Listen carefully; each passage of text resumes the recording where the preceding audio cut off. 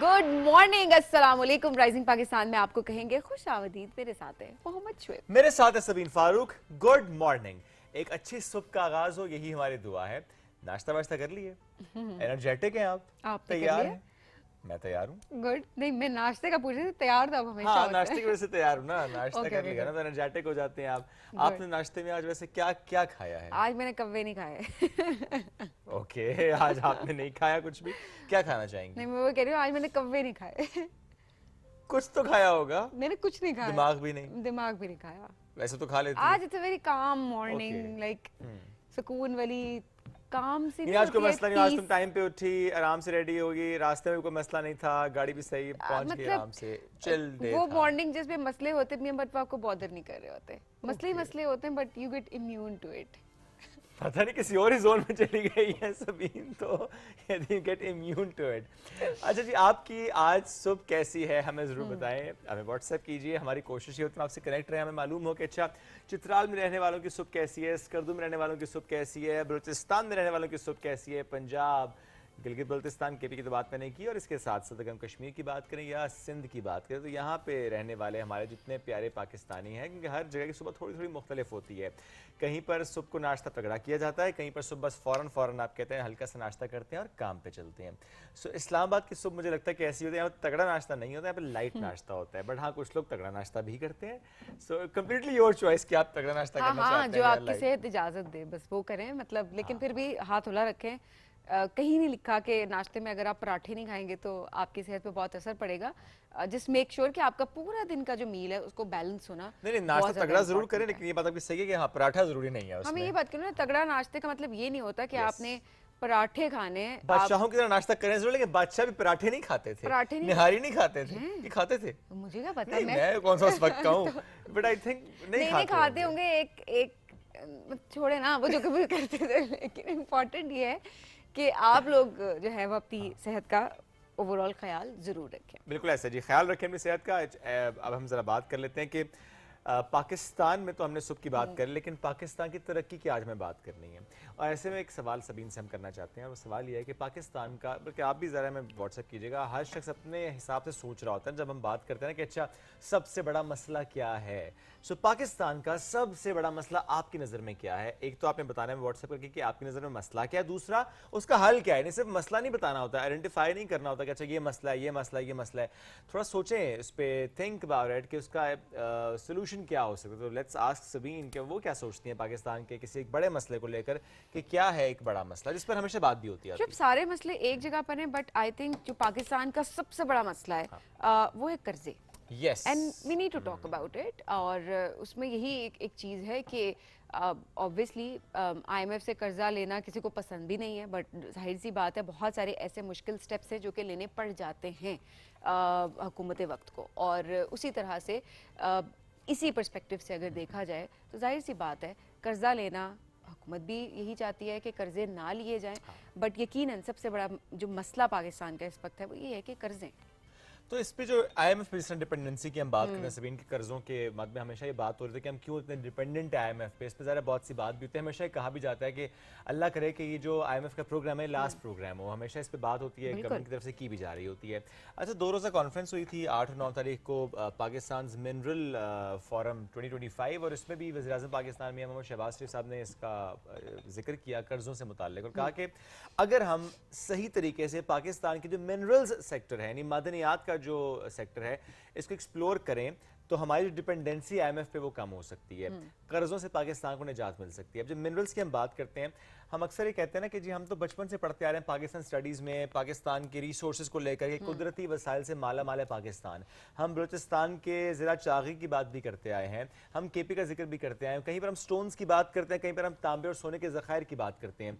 और रिसेंटली तो रमज़ान में हमने बात भी की थी कि पंजाब और केपी का जो बॉर्डर एरिया है वहाँ पर सोने के ज़खायर हैं। इसी से मुताल्लिक जब बात होती है तो ये सवाल था कि क्या पाकिस्तान के पास वो एक्सपर्टीज़ है, वो टेक्नोलॉजी है कि हम उसका फ़ायदा उठा सकें, और जो भी ज़खायर पाकिस्तान के पास मौजूद है हम इससे इन एक्चुअल फ़ायदा उठा सकें। तो अभी जो समिट हुआ इसमें 300 के अराउंड जो है वो ऑडियंस वहाँ पर मौजूद थी। और जाहिर सी बात है जिस तरह से आपने बताया कि इन्वेस्टमेंट फोरम था ये, यस, तो इन्वेस्टमेंट पर बात की गई कि किस तरह से इन्वेस्टमेंट की जा सकती है। बहुत सारी चीज़ों को हाईलाइट किया गया इस दौरान। और ऐसे में जिस तरह आपने बात की पाकिस्तान के हर सूबे की अगर बात की जाए तो उसकी अपनी अपनी एक सिग्निफिकेंस है और अपने अपने लिहाज से वो बिल्कुल ऐसा ही माला है, माल है बिल्कुल ऐसा ही रिसोर्सेज है। से। सिंध की बात करते हैं आप, केपी की बात करते हैं, बलूचिस्तान की बात आपने ऑलरेडी कर ली। तो ये बड़ी अच्छी बात है कि किस तरह से हम मिल बैठे और फिर डिसीजंस हों, डिस्कशंस हों कि क्या चीज़ इंपॉर्टेंट है, किस तरह से इन रिसोर्सेज को हम ज़्यादा से ज़्यादा यूटिलाइज कर सकते हैं ताकि पाकिस्तान में सरमायाकारी को हम बढ़ा सकें, जो कि आज की ज़रूरत भी है। अच्छा, इसमें ये बड़ा इंपॉर्टेंट है कि कैसे लोकल लेवल पर भी, यानी नेशनल लेवल पर भी और इंटरनेशनल लेवल पर भी आप इन्वेस्टर्स को लेकर आएं। अच्छा, अब इस फोरम का मकसद क्या था कि एक रोड मैप देना, एक स्ट्रेटेजिक रोड मैप देना है कि किस तरीके से हम इसको एक्सप्लोर करेंगे और जो मादनियात की हम बात करते हैं, मिनरल्स की हम बात करते हैं, इसको कैसे हमने वाकई इस्तेमाल करना है। अब ऐसे में थोड़ा टाइम ज़रूर लग जाएगा, लेकिन ये अच्छी बात है कि इसमें जिस तरीके से ममालिक की शिरकत थी, इसमें मैं देख रहा था सबीन के आज़रबाईजान, कनाडा, अमेरिका, चाइना, सऊदी अरब, काज़ाकिस्तान, तुर्कमानिस्तान, जमहूरिया चेक, फिनलैंड, उज़्बेकिस्तान, बहुत सारे ममालिक, इवन इंडोनेशिया, डेनमार्क, यस, बहुत बहुत सारे ममालिक उनकी शमूलियत थी। दिस शोज कि हम हाईलाइट कर सकते हैं कि पाकिस्तान के रिसोर्सेज क्या एब्सोल्युटली, एंड देन उन रिसोर्सेज को देखते हुए जब आपने हाईलाइट कर दी तो आपके पास इन्वेस्टर्स आना शुरू हो जाते हैं। एब्सोल्युटली, एंड देन जिन कंट्रीज की हम बात कर रहे हैं, ऑब्वियसली पाकिस्तान की अगर बात की जाए तो एक अच्छा, हमने हमेशा देखा है कि डिप्लोमेटिक रिलेशंस हमेशा से रखे गए हैं। सो ये जो आपने रोड मैप की बात की तो वो बड़ी इंपॉर्टेंट चीज़ है कि रोड मैप जो है ऑब्वियसली वो दिया गया है और इसके बाद जो है यकीनन वक्त तो लग जाता है चीज़ों को इम्प्लीमेंट होते हुए, उसको स्ट्रीमलाइन होते हुए, बट स्टिल बात होना, डिस्कशन होना, हाईलाइट होना तमाम रिसोर्सेज का, ये बहुत ज़्यादा इंपॉर्टेंट है। और इसमें कुछ एमओयूज भी साइन हुए हैं। और इसमें एक और चीज़ बड़ी इंपॉर्टेंट है, वो ये है कि ये कहा गया गवर्नमेंट की तरफ से कि जो भी एग्रीमेंट होगा वो सिर्फ ये नहीं है कि आप आएँ यहाँ से मादनियात निकालें और ले जाएं। नो, एग्रीमेंट्स जो भी होंगे उसमें ये चीज़ मद्देनज़र रखी जाएगी कि जो भी मुल्क इसमें पार्टिसिपेट करेगा उसमें ये इंपॉर्टेंस है उसकी कि जो ट्रांसफ़र ऑफ टेक्नोलॉजी है वो भी हो, ताकि पाकिस्तान को वो टेक्नोलॉजी एक्सपर्टीज़ मिले और पाकिस्तान खुद भी इस पर काम कर सके। एक तो ये बात, दूसरा ये कि सिर्फ रॉ मटेरियल एक्सपोर्ट नहीं करना पाकिस्तान ने, हमें फिनिश्ड प्रोडक्ट्स एक्सपोर्ट करने हैं, हमें वैल्यू एडिशन करनी है, जो कि value addition is a very important fact. जैसे हम अगर सिर्फ और सिर्फ पंजाब के खेवड़ा के मकाम पर निकलने वाले पिंक सॉल्ट की बात कर लें, अगर रॉ हम एक्सपोर्ट करेंगे तो उसकी सिग्निफिकेंस मैं ये नहीं कहता नहीं है, लेकिन अगर हम फिनिश्ड प्रोडक्ट करेंगे एक्सपोर्ट, हम उसमें वैल्यू एडिशन करके करेंगे तो पाकिस्तान को ज़र मुबादला ज़्यादा मिलेगा। बिल्कुल हमें फिनिश्ड प्रोडक्ट की तरफ बढ़ना है। बिल्कुल ऐसा है जी। चलें जी, ये एक अच्छी खबर थी जो कि हमने सोचा कि सुबह सुबह हम आपसे शेयर करें। बट अगेन अपना फीडबैक आप जरूर दें कि आपको क्या लगता है, सॉल्यूशंस आपके पास क्या हैं, बिकॉज सुनना बहुत इंपॉर्टेंट होता है। हर इंसान अपनी नज़र से देख रहा होता है, हर इलाके के अपने मसाइल होते हैं, हर इलाके की अपनी स्ट्रेंथ्स होती हैं। उन स्ट्रेंथ्स का पता करना भी बहुत इंपॉर्टेंट है कि आखिर हमारी स्ट्रेंथ्स क्या हैं। तो आप हमें व्हाट्सएप भी करेंगे, हम ज़रा पॉजिटिव बात ज़रूर करें तो बहुत इंपॉर्टेंट होता है, क्योंकि जब पाकिस्तान को आगे ले जाने की बात है ना, तो ठीक है मसाइल हर कोई गिनवा देगा, ये मसला है, वो मसला है, ये मसला है। शुरू में जैसे हमने भी बात की कि ठीक है कर्जों से जान छूटनी चाहिए हम लोगों की, IMF आखिरी एग्रीमेंट होना चाहिए, जो कि हम हर बार बात कर रहे होते हैं। But this is very important कि हम उसके लिए स्टेप्स लेते हुए भी दिखाई दें, जो कि ये एक स्टेप जो है, ये जो इन्वेस्टमेंट फोरम की हम बात कर रहे हैं, ये स्टेप लिया गया और उसके अलावा जो मल्टीपल स्टेप्स और हैं वो लिए जा रहे हैं। अच्छा जी, आज के प्रोग्राम की अगर बात करें तो हमारे पास भी बहुत ज़बरदस्त, पाकिस्तान की जब हम बात करते हैं कि पाकिस्तान का मुस्तकबिल जो है ना वो बड़े ही महफूज हाथों में एब्सोल्युटली ऐसे है। तो ऐसे कुछ मेहमानों से आपकी मुलाकात कराएंगे, अपने अपने डोमेन में कैसे वो काम कर रहे हैं उनसे कराएंगे आपकी मुलाकात, लेकिन इस ब्रेक के बाद रहिए हमारे साथ। ये है राइजिंग पाकिस्तान।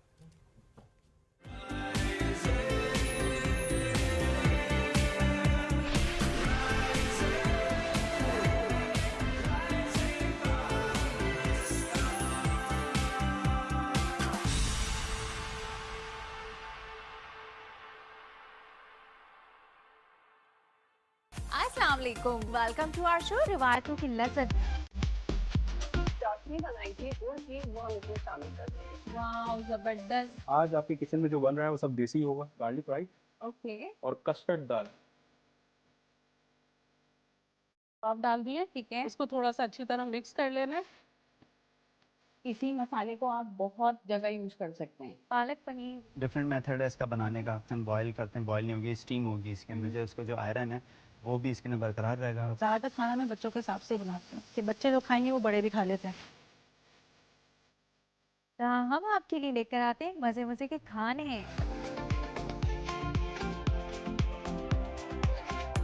बेशक खाना पका रहे हो, दरवाजे से पता चल जाती है कि कुछ जरूर कुछ अच्छा अच्छा पक रहा बना रहा है। है। हाँ, सिर्फ खाने नहीं बल्कि रिवायती खाने। लोबिया जो है वो बच्चों को कैसे खिलाई जाए? जिसके कबाब बना लिए। कबाब जो है वो ऐसी डिश है जो बच्चे हर फॉर्म में खा लेते हैं। लजीज खाना जो होता है उसकी खुशबू से ही पता चल जाता है कि कितना मजे का खाना वो होगा। आज हम बना रहे हैं फ्राइड मोमोज। स्टीम ज़्यादातर लोग पसंद करते हैं। खाना अच्छा नहीं पकाना आता तो आपका सारा काम बेकार हो जाता है। तो देखना मत भूलिएगा रिवायतों की लज्जत सिर्फ और सिर्फ PTV होम पर।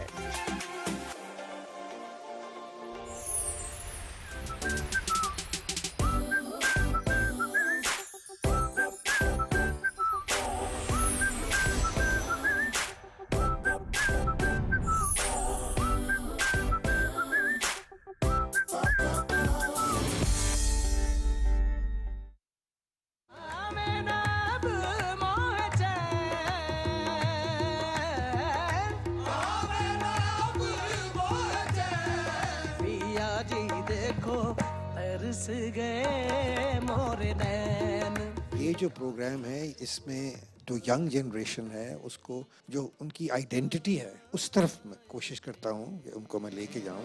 वो हर एक बात पे रूठना तुम्हें याद हो कि ना याद हो। खूबसूरत विरसा की जो महफिल है, the magic, the beauty and the contribution that everyone is doing to keep Pakistan culture and music alive.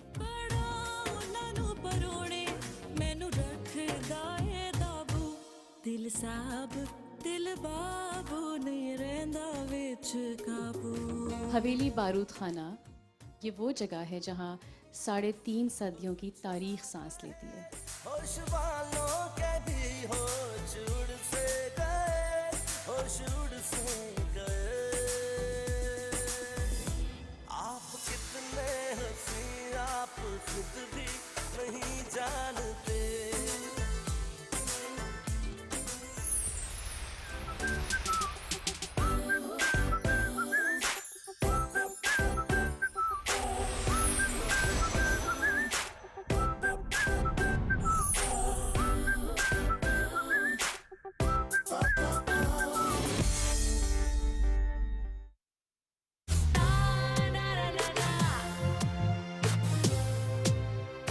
Pakistan के सुपरस्टार्स हैं। कौन से डिजाइनर के पास जाना है, क्या I am very very unplanned like that. अकरबा परवरी की आला मिसाल दोस्ती निभाने का ये है तरीका। हम दिल भी इतनी जल्दी लगा देते हैं। मगर क्यों लगाते? You need to do a comedy play for sure. लुट गए भरी जवानी में। कोई भी सीजन आपके बगैर मुकम्मल नहीं है। सितारों का जहां।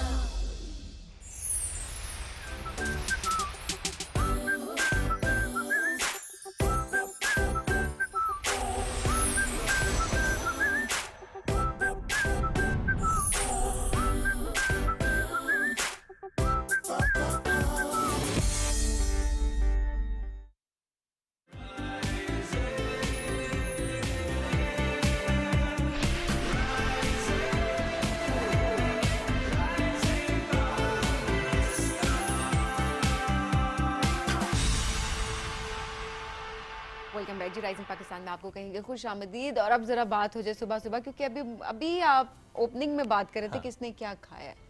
सो अक्सर लोगों को समझ भी नहीं आ रही होती कि वो क्या खाएं। तो मतलब क्या किस वक्त खाएं तो अलग बात होती है, समझ नहीं आ रही होती क्या खाएं और कहाँ से खाएं। नहीं अब तो आसान हो गया। अच्छा खाना हो अब कैसे आसान हो? अब आसान ये हो गया कि आप इंस्टाग्राम पे जाएं, आप देखते हैं बहुत से फूड ब्लॉगर्स होते हैं जो कि फूड ब्लॉगर्स अपना कंटेंट दिखा रहे होते हैं। तो आपके लिए डिसाइड करना खासा आसान होता है कि अगर आप एम्बियंस की तरफ जा रहे हैं तो अच्छा यहाँ पे आपको मजे का एक एनवायरनमेंट नजर आ रहा है। If you just going for the good reel pictures selfies तो आप उसके हिसाब से देखते हैं। अगर आप फूड कोई स्पेसिफिक ट्राई करना चाह रहे हैं, स्पेसिफिक फूड, जैसे आजकल कोरियन फूड का बड़ा ट्रेंड स्टार्ट हुआ है इस्लामाबाद में। सब देखते हैं कहाँ पे कोरियन फूड मिल रहा है। फॉर एग्जाम्पल मैंने कोरियन फूड की एग्जाम्पल दिया है। इट्स नॉट जस्ट कि सिर्फ कोरियन फूड ही ज़्यादा चल रहा है, मतलब हर तरह का खाना चल रहा होता है। बिल्कुल। तो आप फूड ब्लॉगर्स की ना मदद ले रहे होते हैं और आप उनके हवाले से उनके कॉन्टेंट देखते हुए डिसाइड कर रहे होते हैं कि अब हमें कहाँ जाना है और क्या खाना है। लेकिन इसके साथ साथ जो मुश्किल होती है वो ये होती है कि समटाइम्स एक कंटेंट ऐसा होता है जिसपे आप देखते हैं कि अच्छा सब कुछ ही अच्छा बंदा कहता है मैं क्या करूं, सब कुछ ही मतलब अच्छा बताया जा रहा है तो मैं सारा कुछ तो नहीं खा सकता। सारा कुछ तो नहीं खा सकता। अच्छा जी, ये जो चीज़ आसान कर दी है वो जी फूड व्लॉगर्स ने बहुत ज़्यादा कर दी है, और ट्रैवल कर रहे होते हैं फूड व्लॉगर्स और डिफरेंट जगहों के जो खाने हैं वो ट्राई कर रहे होते हैं, देन उससे हमें बहुत ज़्यादा आसानी हो जाती है। लेकिन जो आप वाला सवाल है वो आज एक फूड व्लॉगर हमारे साथ मौजूद है, उनके सामने हम जरूर रखेंगे कि सब कुछ इतना अच्छा कैसे हो जाता है हमेशा। तो हाँ, मतलब सब तारीफें क्यों सुनते हैं। बिल्कुल जी, तो अभी जो फूड व्लॉगर हमारे साथ मौजूद है उनका ताल्लुक आपके इलाके से है। इलाका तो ऐसे कर मैं पता नहीं नहीं होना बोलेगा आप जो है वाकई से उनका ताल्लुक इलाका गैर से तो मैं नहीं हूँ, खैर वाकई से वाकई से आप है, but at the same time अगर देखा जाए तो वो इंटरनेशनल ट्रैवल भी करी होती है, जिस तरह ईरान सीरीज जिन्होंने अभी की थी, वहाँ के अगर खानों की बात की जाए तो वो काफ़ी ज़्यादा वायरल भी हुआ है। तो आज आपकी मुलाकात हम करवाते हैं जी निदा फातिमा से। अस्सलाम वालेकुम, कैसी हैं आप निदा? अल्लाह का शुक्र, मैं ठीक ठाक, आप कैसी हैं सभी? बिल्कुल ठीक ठाक। सारा टैलेंट वाकई में ही है। नहीं ये टैलेंट आपको इस्लामाबाद रावलपिंडी साइड भी बहुत देखने को मिलता है। वो इस वजह से पूछे क्योंकि हमारे पास लगातार है ना वो हर हफ्ते वाकई से इत्तेफाक ऐसा हो रहा है कि वाकई से काफी टैलेंटेड लोग हमारे पास आ रहे हैं। अच्छा, क्योंकि ना वाकई से अभी ही बहुत ज़्यादा मतलब कंटेंट क्रिएटर्स जो भरना शुरू हुए हैं और बहुत ही कम पीरियड में उन्होंने काफ़ी अच्छा नाम जो है वो बिल्डअप कर लिया। तो ये एक मुझे लगता है फैक्ट है, इसलिए आपके पास वाकई के काफ़ी लोग जो है इस्लामाबाद के टैलेंटेड लोग हैं, कुछ ऐसा मसला नहीं है। वो सारा टैलेंट यहीं पे आ गया ना। नहीं, सबीन की तो ऑलरेडी मैं भी बहुत बड़ी फैन हूँ। ओए सबीन का दिन बन गया आज। मेरा दिन बन जाता है बिकॉज जब आप काम कर रहे होते हैं और जब लोग अप्रिशिएट कर रहे होते हैं आपके काम को तो बड़ा अच्छा भी लग रहा होता है। लेकिन आपका काम, आप जैसे बहुत सारे व्लॉगर्स जो बहुत अच्छा काम कर रहे हैं, हमारी कोशिश ये होती है कि इस प्लेटफॉर्म पे हम उनको साथ साथ जरूर बुलाएं ताकि उनका काम जो है वो हाईलाइट किया जा सके।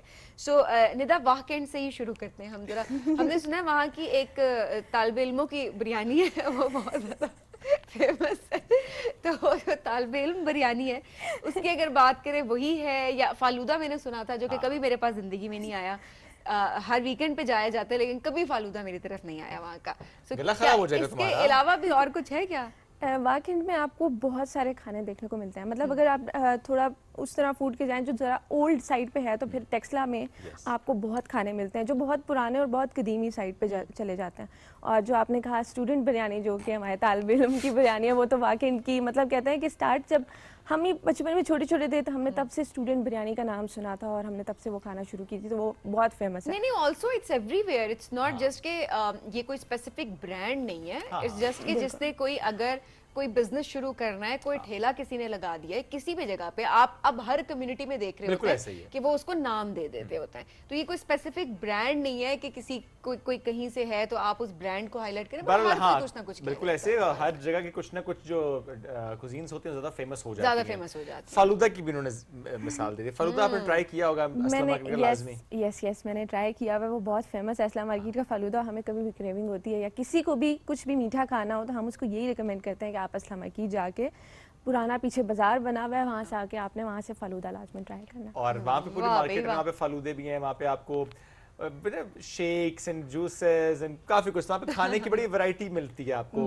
हर चीज फ्राई होती है। सर्दियों में जाना पड़ेगा, वाकई जाना पड़ेगा जी, वहाँ के खाने भी वाकई हम आपको इनवाइट करेंगे स्पेशली। और बताएं ताकि आप ये ना कहना कि आप यही सुनना चाह रही थी, यही सुनना बहुत इंपॉर्टेंट होता है। अच्छा जी, ईरान सीरीज जरा इसके बारे में बताएं। ये प्लान कैसे हुआ कि ईरान जाना है? अच्छा, मेरा ना बहुत ही सडन प्लान्स वगैरह बनते हैं और ये मेरे सारे टूर्स वगैरह जो भी हैं वो सारे प्लान मेरे बाबा करते हैं। मतलब लोगों को होता है ना कि आपका कोई टूर एंड ट्रैवल एजेंसी के साथ आप कर रहे हो या कुछ कर रहे हो, मेरे बाबा मुझे मतलब कहते हैं कि आपने जाना है, आप सिर्फ मुझे बताओ, आपका वीज़ा मैं लगवा देता हूँ, मेरी बस, क्योंकि मैंने सारी जो अभी तक ट्रिप्स किए थे वो मेरे बाय रोड जर्नी थे और लोग कहते हैं बाय रोड सेफ़ नहीं है एंड ये सब कुछ। मेरा 3rd ईरान का टूर जा रहा है और वो मैंने 3rd ही ईरान का टूर सारा बाय रोड किया, like from Pakistan to Iran totally by road था।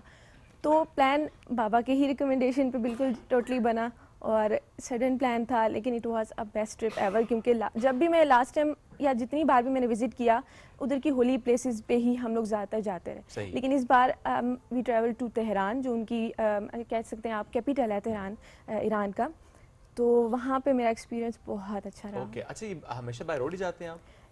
यस, अभी तक के जो 3 विजिट्स हैं वो मेरे बाय रोड ही गए हैं। थोड़ा सा बताएं भी बाय रोड सफ़र कैसा है?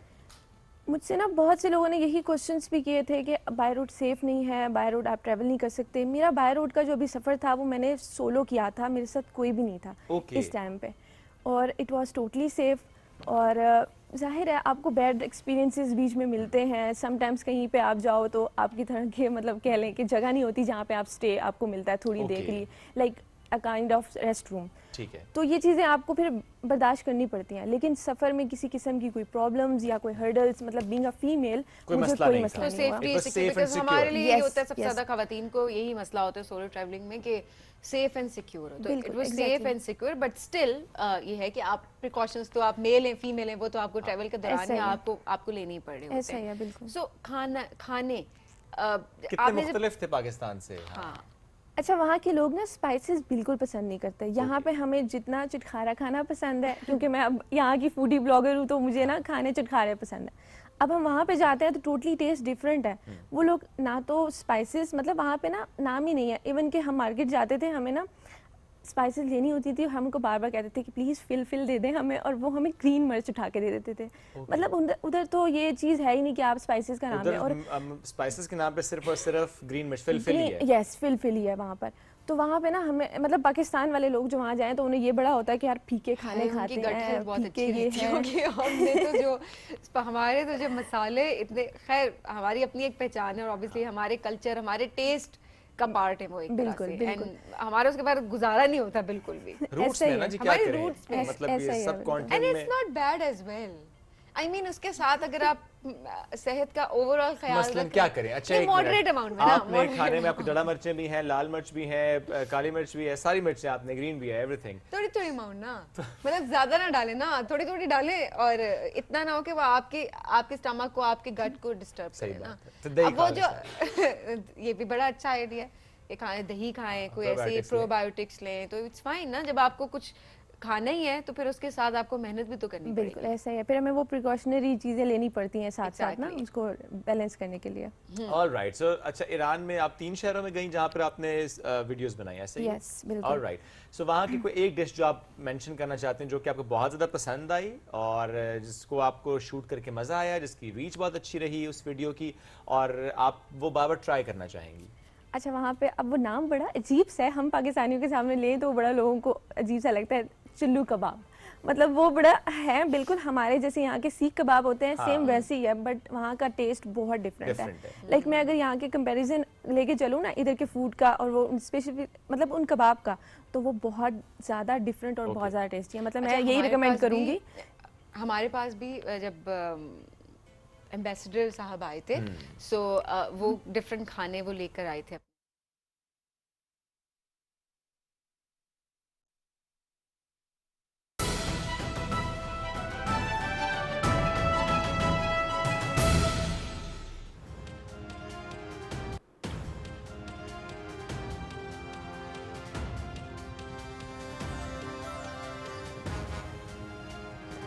वज़ीर-ए-आज़म मोहम्मद शहबाज शरीफ की ज़ेर सदारत नए अमरीकी टैरिफ पर जायजा इजलास, तिजारती ताल्लुकात के फ़रोग़ और नए टैरिफ पर मुज़ाकरात के लिए आला सतह वफ़द अमरीका भेजने का फैसला।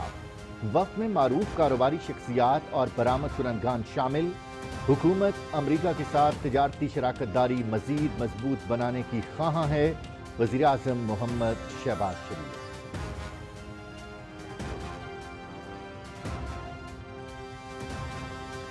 मुआशी तरक्की के लिए बरामदात में इजाफा नागुज़ीर, वज़ीर-ए-आज़म मोहम्मद शहबाज शरीफ की ज़ेर सदारत इक़्तिसादी मुशावरती काउंसिल इजलास। बरामदात में इजाफे पर मुशावरत और तजावीज़ पेश। खाम माल की बजाय तैयार मसनूआत की बरामद पर तवज्जो मरकूज की जाएगी। मुआशी इस्तेहकाम, महंगाई और पॉलिसी रेट में कमी मुआशी टीम की मेहनत का समर।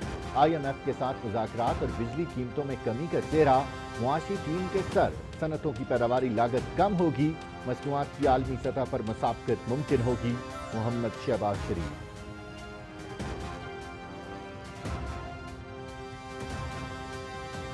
वज़ीर-ए-आज़म मोहम्मद शहबाज शरीफ से अमरीकी वफ़द की इस्लामाबाद में मुलाकात। तिजारत, सरमायाकारी और इंसदाद दहशतगर्दी में ताउन बढ़ाने पर बातचीत। अमरीकी कंपनियों का मादनी सरमायाकारी में दिलचस्पी का इजहार। पाकिस्तान में वसी सरमायाकारी की इस्तेदाद मौजूद है, वज़ीर-ए-आज़म मोहम्मद शहबाज शरीफ।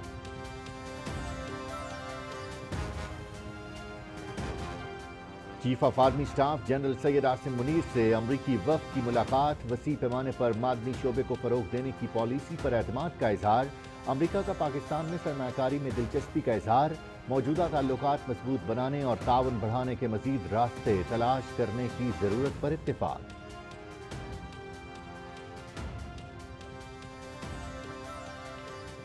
SIFC के ताउन से पाकिस्तान मिनरल इन्वेस्टमेंट फोरम 2025 का कामयाब इनेकाद। आलमी और मकामी सरमायाकारों की फोरम में भरपूर शिरकत। मिनरल इन्वेस्टमेंट फोरम पाकिस्तान समेत दुनिया भर के लिए फ़ायदेमंद साबित होगा। आलमी सरमायाकारों की हौसला अफजाई से पाकिस्तान में सरमायाकारी को फ़रोग़ मिलेगा।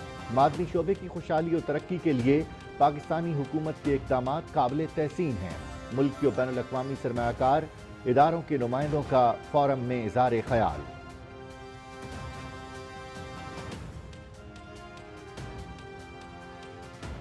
वज़ीर आला पंजाब की ज़ेर सदारत हेल्थ रिफॉर्म्स का जायजा इजलास। पंजाब में state of the art referral system नाफिज करने का फैसला। मेडिकल सिटी अथॉरिटी के क़याम की मंजूरी। टेक्सास, जद्दा, दोहा की तर्ज पर लाहौर में state of the art medical city कायम किया जाएगा। हर डिवीजन हेडक्वार्टर में भी मेडिकल सिटी कायम करने का फैसला। मरीजों को बेहतरीन सहूलतें फराम की जाएं। वज़ीर आला मरियम नवाज।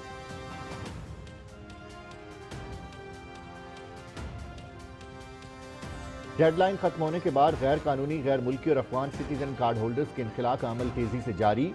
हुकूमत पाकिस्तान की गैर कानूनी अफगानों की बाइज्जत वतन वापसी के साथ खुराक और सेहत की बेहतरीन सहूलियात की फराहमी। पाकिस्तान छोड़ने वाले अफगान बाशिंदों की तादाद 9,21,063 तक जा पहुंची।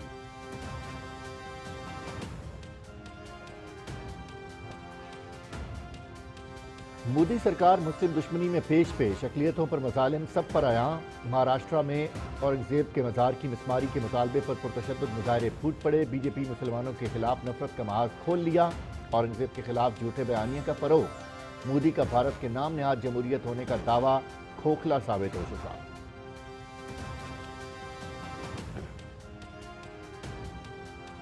मलाइशिया में बेमिसाल जुरत और बहादुरी ने तारीख रकम करने वाले पाकिस्तानियों के एजाज़ में हुकूमत और शहरियों की जानिब से तकरीबात। मरकजी पाइपलाइन में धमाके से 1.5 किलोमीटर तक फैलने वाली आग से बचने के लिए कई बच्चों और शहरियों ने नहर में छलांगे लगा दी, जहां मगरमच्छ और दूसरी खतरनाक आबी हयात मौजूद थी। 5 पाकिस्तानियों ने अपनी जानों की परवाह न करते हुए आग और नहर में कूद कर शहरियों की जानें बचाई। मलाइशियन हुकूमत का पाकिस्तानी हीरोज़ को खिराज तहसीन। सफारत खाने में खुसूसी तकरीब।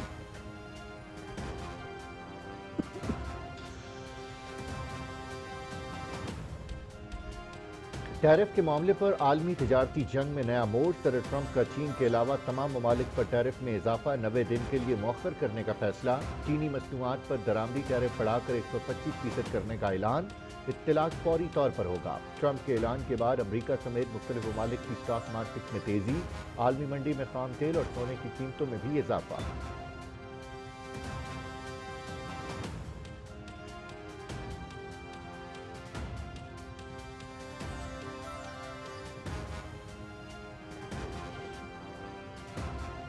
गजा पर काबिज सिहोनी फोर्सेस के ताज़ा हमले। मजीद 40 फलस्तीनी शहीद, 50 से जायद जख्मी। 10 रिहायशी इमारतें तबाह। शुहदा और जख्मियों की अक्सरियत खवातीन और बच्चों पर मुश्तमिल। गजा में ग़िज़ाई किल्लत के सबब 60,000 बच्चों को सेहत के संगीन मसाइल का सामना। इसराइली फोर्सेस के लबनान की बेकावादी पर भी फ़ज़ाई हमले।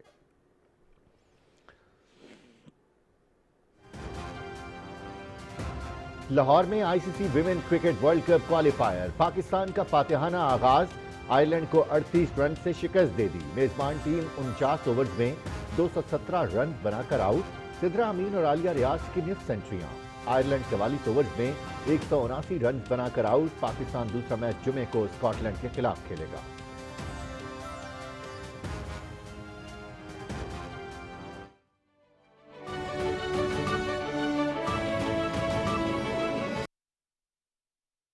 बिस्मिल्लाहिर्रहमानिर्रहीम, अस्सलाम वालेकुम। आप देख रहे हैं PTV न्यूज़ और मैं हूं नवीद बिलावल और मैं हूं Saira Shaheen, sign language interpreter. Headlines आपने जानी। मजीद बाखबर रहने के लिए PTV न्यूज़ के साथ रहिएगा। दुरुस्त, हर वक्त, बर वक्त।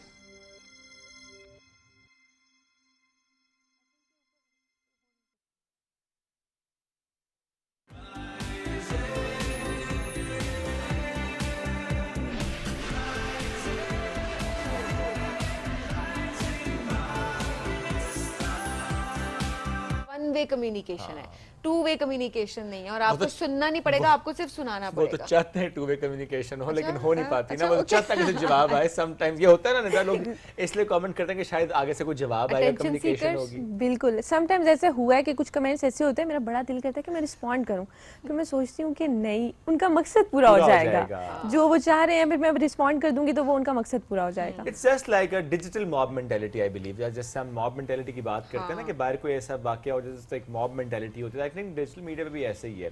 एक कोई कमेंट आता है, एक बात कोई की जाती है, कोई एक चीज शेयर करता है विद अ कैप्शन और समथिंग लाइक दैट, तो सब करना शुरू कर देते हैं, सब करना शुरू कर देते हैं। हालांकि उन्होंने ना वो ट्राई किया होता है, ना उनका अपना एक्सपीरियंस ऐसा होता है, ना कोई अपनी सोच ऐसी होती है, लेकिन वो मेंटालिटी डेवलप हो जाती है, साइकी है जो कि हमेशा डिजिटल मीडिया पे भी नजर आ रही होती है। दैट्स वेरी बैड, स्पेशली ये ज्यादातर जो हम देख रहे होते हैं ना अपने यंग जनरेशन में देख रहे होते हैं, तो इट्स नॉट गुड के नेगेटिविटी हर तरफ हो, और ये it's not good for our mental health as well. Absolutely. और वो ऑब्वियसली जो लोग इतनी मेहनत से काम कर रहे होते हैं उनके लिए ये ज्यादा क्या कभी ऐसा हुआ है कि इतने कमेंट्स ऐसे आए हों और जिस पे आपने बहुत ज़्यादा मेहनत की होती है? वैसे तो हर रील पे इंसान मेहनत कर रहा होता है, हर कंटेंट पे मेहनत कर रहा होता है, आपने जाना, उसको रिकॉर्ड करना, फिर उसको ज़ाहिर पब्लिश करना, पर कभी ऐसे कमेंट्स आए जिसने आपको कहा हो, ये सोचने में मजबूर किया हो कि मैं क्या कर रही हूँ, लेट्स नॉट डू इट, और अगले कंटेंट के लिए जाने के लिए फिर से आपको हिम्मत करनी पड़ी? हाँ, डिमोटिवेट हो जाता है इंसान बहुत ज़्यादा। मतलब लोग ना इस चीज़ को बहुत, एक तो हमारे माशरे में बॉडी शेमिंग कह लें, और आप अगर किसी रील में दुपट्टे में हैं और किसी रील में आप दुपट्टे में नहीं हैं, तो इस चीज़ को बहुत पॉइंट आउट किया जाता है। तो ये इस लिहाज से मुझे बड़ी चीज़ें फेस करने को मिली। लाइक स्टार्ट में मेरा कंटेंट डिफरेंट था, फिर बीच में डिफरेंट हुआ, फिर मैं उम्रा से होकर आई। डेफिनेटली इंसान की लाइफ में चेंजेस आती हैं, तो जब आप उस लिहाज से चेंज करके चले हो तो लोगों को बड़ा होता है कि यार अभी आप उम्रा करके आई हैं, अच्छा अभी आप इधर से होकर आई हैं। तो ये चीज़ें मुझे लाइफ में ना इस लिहाज से बड़ा एक बैड एक्सपीरियंस रहा। और एक कमेंट पक्का होता है ना, बाजी दुपट्टा ले लें। एग्जैक्टली, मतलब उसको खुद ले लो। उनको ये चीज़ उनको ये चीज़ बहुत मतलब डिस्टर्ब करती है। वो फिर ये कमेंट्स जो होते हैं ना, ये वाले कमेंट्स जो फिर ये हमें मतलब लाइक कह लें कि एक लिहाज से बंदा डीमोटिवेट हो जाता है कि लाइक मैं अब नेक्स्ट शूट करने जाऊं। किसी को पर्सनल अटैक करें ना, पर्सनल चॉइसेस, वो ठीक गलत वो उस इंसान के उसमें है। एंड सेकेंडली बहुत सारी ऐसी चीज़ें होती हैं जो आपके और अल्लाह के दरमियान होती हैं। Exactly. उसमें मतलब आपको जजमेंटल नहीं होना चाहिए। यू नेवर नो कि किसी के पेरेंट्स भी कैसी है जो आपको लेट्स सपोज नहीं पसंद आ रही है, और उसमें खैर कोई कमी मसला भी कोई नहीं है, बट स्टिल उसका कनेक्शन अल्लाह की ज़ात के साथ कैसा है। सो लोग अक्सर ये देखे बगैर वो जज करना शुरू कर देते हैं, और ये बात भी, किसी को जज करना भी तो बुराई है। सादी सी बात है ना सबीन, आप तब जज करें, तब कमेंट करें अगर आप अपने आप को परफेक्ट समझते हैं। अगर आपने कभी कोई गलती नहीं की, कभी कोई कोताही नहीं की, सब कुछ आपका बिल्कुल ठीक जा रहा है फ्रॉम ए टू जी, करें कमेंट, क्योंकि जरा आप नहीं कर सकते, आप नो वन इज परफेक्ट। हर बंदे की जिंदगी में कुछ ना कुछ ऐसा चल रहा होता है, तो प्लीज अपने घर वालों से बात किया करेंगे। हाँ, किसी को ना कहा करें कि आप ये कर लें वो कर लें। अरे इसको बोल के मैंने कल एक कमेंट देखा हुआ ये कि कल, आई एम नॉट श्योर उनका नाम क्या है, she is a influencer as well, but किसी ने कमेंट किया उनकी प्रोफाइल पे जाकर के आप कंटेंट जो बनाती हैं वो मैं अपनी फैमिली के साथ नहीं देख सकता। उन्होंने बड़ा अच्छा कमेंट का जवाब देने ने कहा कि पाकिस्तान में या हर जगह पे डिफरेंट तरह की फैमिलीज होती हैं। कुछ फैमिलीज होती हैं जो कि स्पेसिफिक कंटेंट देखती हैं, कुछ जो है वो स्पेसिफिक कंटेंट नहीं देखती हैं। अगर मैं आपके कहने पे या हर किसी के कहने पे कंटेंट बनाऊंगी और इतना कस्टमाइज्ड कंटेंट बनाऊंगी, मैं कुछ नहीं कर सकूंगी। कि अगर मैं सबको खुश करने के लिए कंटेंट बनाऊंगी, अच्छा ये ऐसा देखना चाहता है, ये ऐसा देखना चाहता है, ये ऐसा देखना चाहता है, फिर मैं कंटेंट नहीं बना सकती। सो बेहतर ये है कि आप अकेले देख लें। अगर आपको ज्यादा मसला हो रहा है मेरे कंटेंट से, उसने ये लिखा था, या देखे ही ना, ये ना देखे, इतना मसला ना देखे, अनफॉलो कर दे। अगर बस चॉइस भी है। अच्छा निदा, लोग अक्सर ये भी कह रहे होते हैं कि जितना भी खाना पड़ा होता है वो फूड ब्लॉगर्स खाते रहते हैं। तो वीडियो में ऐसे लगता है। नो देखिए वीडियो में ऐसे लगता है, but I am sure obviously आप इंसान की कैपेसिटी होती है वो थोड़ा थोड़ा ही खा रहा होगा, but still how do you manage? अगर एक दिन में 2 शूट्स हैं, 3 शूट्स हैं, आपको 3 इनवाइट्स हैं, and then there is food, और वीडियो में आपको प्रिटेंड करना है, आपको खाना ही है, हाउ डू यू मैनेज? इसमें एक चीज ऐड कर लेते हैं, समटाइम्स ये होता है ना, आपने खा लिया, शॉट ठीक नहीं है, दोबारा खाना है। अच्छा, इस चीज़ में ये है कि समटाइम्स मेरे ना एक दिन में 4 शूट होता है, और वो फूड के ही चल रहे होते हैं। आप कहते कम खाती होगी? देखिए पूछते ना, वो तो चल रहे होते हैं। नहीं, मैं कम ही खाती हूँ, क्योंकि अब हमें मतलब हम उनको स्पेसिफिक हर जगह जाके यही कहते हैं कि प्लीज़ अपने स्पेशल आइटम्स जो हैं वो ही ट्राई करवाएं। इतना ज़्यादा फूड ना हम खा सकते हैं, ना हम बता सकते हैं लोगों को। तो वो ट्राई करते करते ही में हमें हमारा पूरा दिन गुजर जाता है और वो हमारे पूरे दिन का मील कह लें आप, सुबह का ब्रेकफास्ट, दोपहर का लंच और डिनर वो हो जाता है। सिर्फ और सिर्फ हम उसको टेस्ट करते हैं, जस्ट वो टेस्ट भी करना, ऑडियंस को बताना कि हमने टेस्ट किया एक चीज़ और हमारा एक्सपीरियंस उसके साथ कैसा गुजरा। लेकिन कोई कोई चीज़ तो ऐसी होती होगी जो वाकई बहुत अच्छी लगती होगी, आप कहते होंगे शूट के बाद अब ये मैंने खानी है, उसको हम पैक करवा के घर ले आते हैं। असल में आपसे यही निकलवाना चाह रहे थे कि वो खाना ज़ाया तो नहीं होता ना, खुदा ना खास्ता, मेरा सिर्फ पॉइंट ये था। आप लोग खाते हैं ना, अच्छी बात है, लेकिन खाना खाना चाहिए, ज़ाया नहीं होना चाहिए, ये मेरा पॉइंट है। आप मैसेज क्या कन्वे करती हैं अपने व्लॉगिंग के थ्रू, अपने इस कंटेंट के थ्रू? एक तो ज़ाहिर है पीआर एक्टिविटी अपनी जगह होती है, बट ज़ाहिर है जब भी हम कंटेंट क्रिएट कर रहे होते हैं हम अक्सर एक बात करते हैं कि उसमें एक रिस्पॉन्सिबिलिटी भी होती है, the way you are doing that content. आपका अपना क्या फोर्टेस में था कि मैंने क्या चीज़ लोगों तक पहुंचानी है? अच्छा, पहले तो एक चीज़ ये थी कि मेरी सारी जर्नी में मेरे बाबा की मुझे बहुत सपोर्ट रही, मतलब ही इज़ द वन के जिन्होंने मुझे सपोर्ट किया और मैं इस लेवल तक पहुंची और मैं कर रही हूँ आजकल। तो मेरी उन तमाम फीमेल ब्लॉगर्स को यही मतलब मशवरा है, या फीमेल ब्लॉगर्स ना भी सही, बट वो लोग जो हमें देख रही हैं और मोटिवेट होती हैं और कोई कंटेंट या कोई काम स्टार्ट करना चाहती हैं, तो मैं उनको यही कहूँगी कि इट्स मतलब कोई ऐसा बड़ा काम नहीं है। आप अपने फादर्स को, आप अपने पेरेंट्स को ट्रस्ट में लेकर अगर एक चीज़ बहुत अच्छे से स्टार्ट कर रहे हैं तो आप बहुत आगे जा सकते हो। और लोगों को बहुत होता है कि यार हम फेस शो कराएंगे तो ही हम आगे जा सकते हैं, बट मैंने इस फील्ड में आके ये चीज़ देखी है कि आपको फेस शो कराना मैटर नहीं करता। अगर आप नहीं करना चाह रहे, आप नहीं करना चाह रहे तो आप फेस शो गैर कराए, आप फूड ब्लॉगिंग, आप ट्रैवल ब्लॉगिंग, आप बहुत से ऐसा कंटेंट अपने डेली लाइफ में भी स्टार्ट करके एक अपनी जर्नी स्टार्ट कर सकते हो और आप इससे मतलब घर बैठे बैठे बहुत अच्छा, एंड लोग पसंद भी करते हैं। ऐसी बात नहीं कि लोग शक्लें ही देख रहे होते हैं सिर्फ। हमने काफी सारे हमारे सामने ऐसे लोग हैं जो कि सिर्फ उनकी कुकिंग वीडियोस जो होती है वो आप यूट्यूब पे अपलोड करते हुए देखे, उन्हें फेस रिवील नहीं होता, सिर्फ पकाते हुए, चमचा हिलाते हुए, कटिंग करते हुए और पूरी उन्होंने रेसिपी बताई हुई होती है। एंड ट्रस्ट मी, आप आज कोई रेसिपी निकालें और उसमें आप देख रहे होते हैं यूट्यूब पे तो मिलियंस में उनके व्यूज होते हैं। तो इसमें ऐसी बात नहीं है कि लोग देखना ये चाहते हैं एंड ऑल दैट। आपका काम अगर अच्छा है तो बस वो लोग देखेंगे, पसंद भी करेंगे। बिल्कुल, यही चीज़, यही मेरा एक मैसेज उन तमाम लड़कियों के लिए है स्पेसिफिकली कि जो कुछ स्टार्ट करना चाहती हैं लेकिन इस डर से नहीं करना चाह रही कि हम शायद खुद आएंगे तो ही हम वायरल हो सकते हैं या फिर हम ये नहीं कर सकते। तो ये एक छोटा सा मैसेज था उनके। तो आप जो करना चाहते जी करें, अपने अंदाज से करें, अपने हिसाब से करें, अपना रास्ता खुद चुने। Don't let anyone else to decide that way actually. अच्छा वो इस तरीके से कर रहा है तो मैं भी इस तरह से करूँ, no, do the thing the way you want to do. Thank you very much for joining us today, all the best. अभी इसी तरह से आप अपना काम माशाल्लाह जारी रखें और लगे रहें, अच्छा अच्छा कंटेंट हमारे लिए क्रिएट करते रहें। एक ब्रेक की तरफ बढ़ेंगे नाज़रीन, ब्रेक से वापस आएंगे, रहिए हमारे साथ। ये है राइजिंग पाकिस्तान।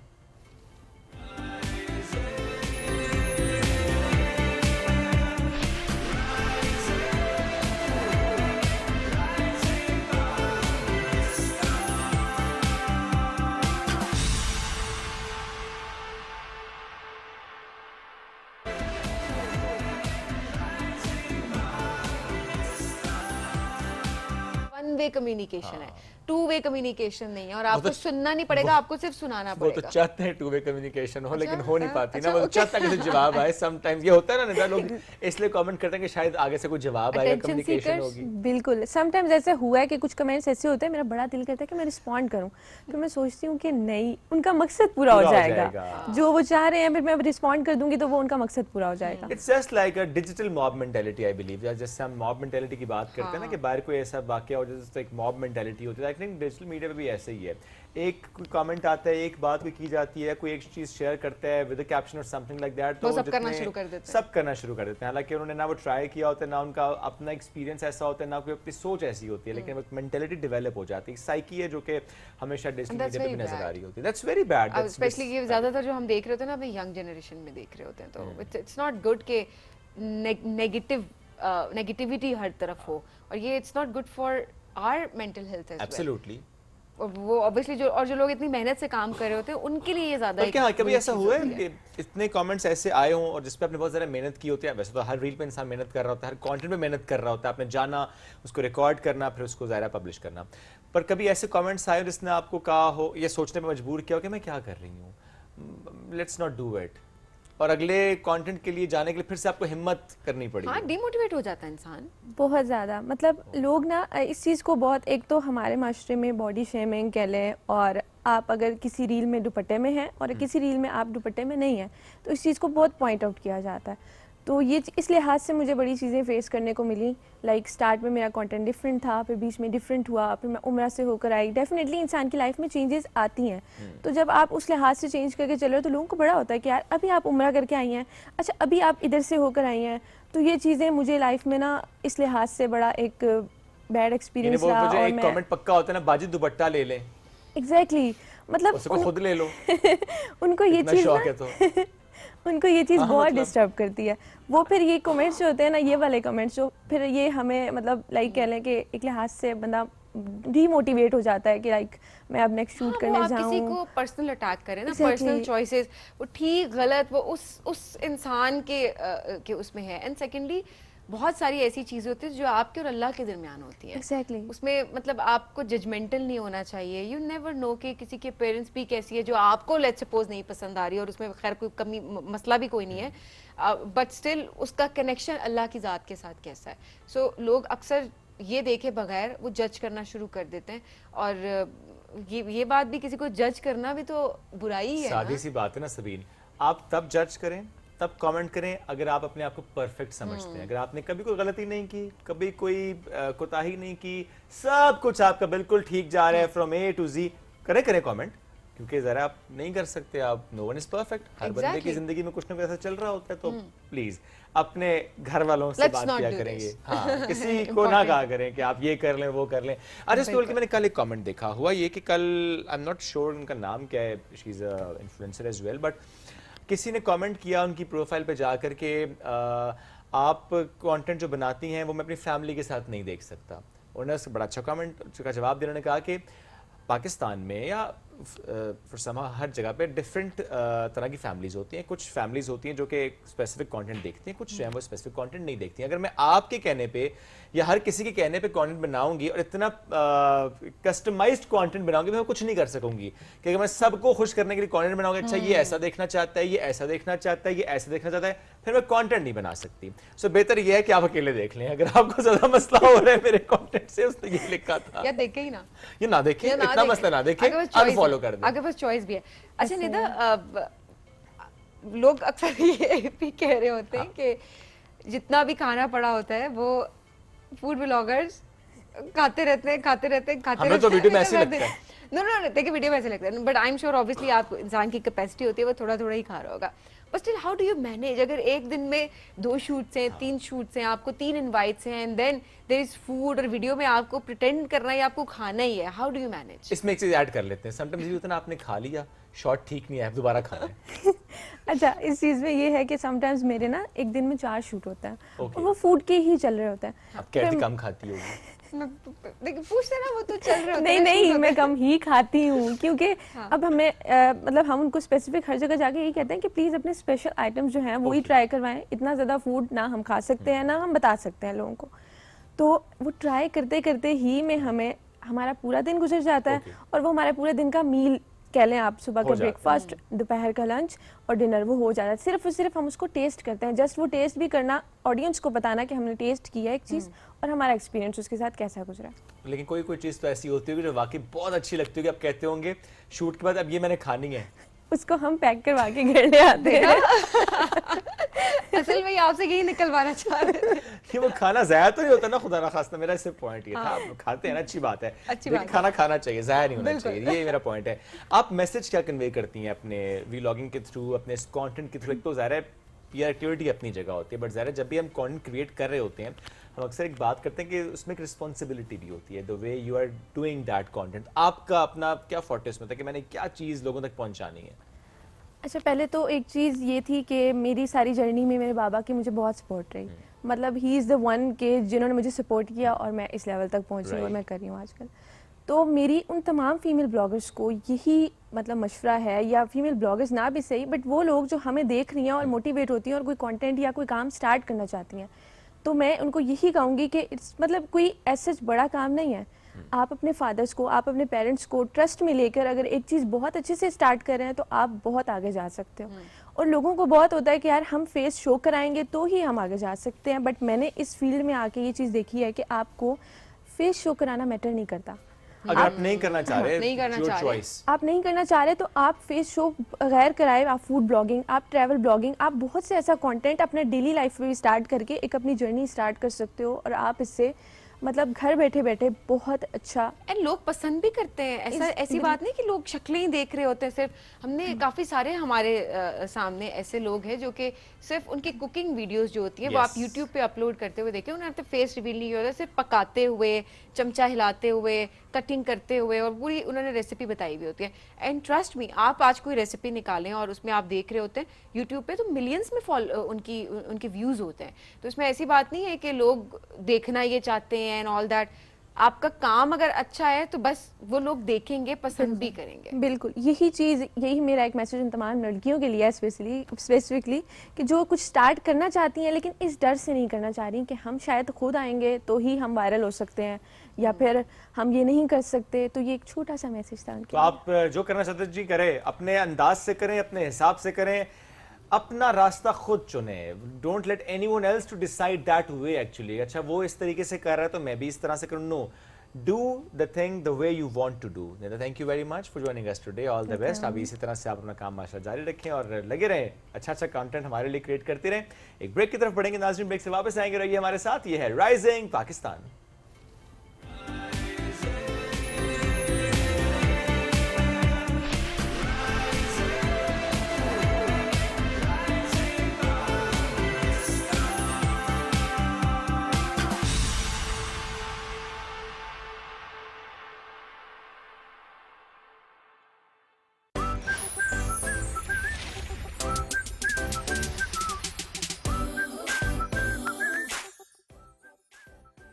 सुबह 8 बजे से 9 बजे तक की नशरियात के लिए हमारे साथ ताउन किया है सेंसोडाइन ने।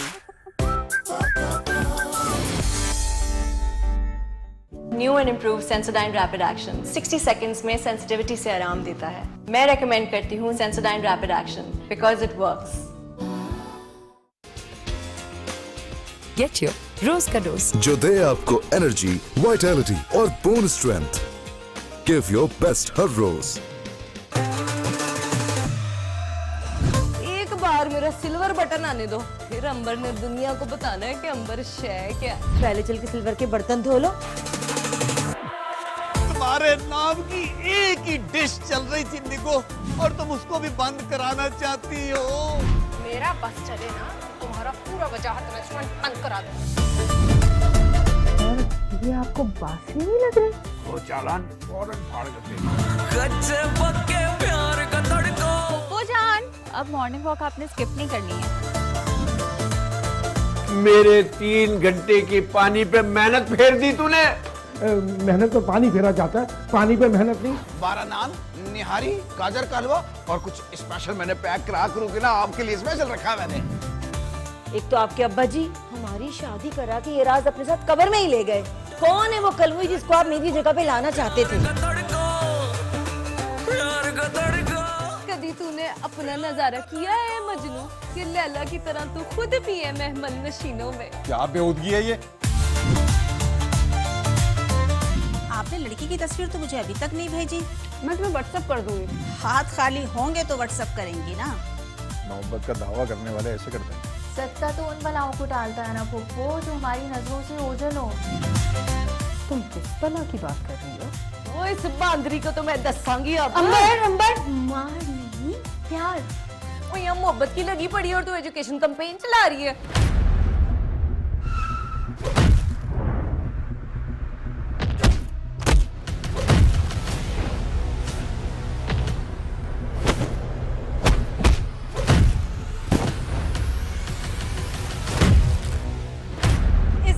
मंदी का मुजाहिरा अगर तुम इसकी तरबियत के बाद करते ना तो आज ये सब कुछ देखने को नहीं मिलता। इस जिंदगी से तो मौत अच्छी है, मौत। प्यार का तड़का।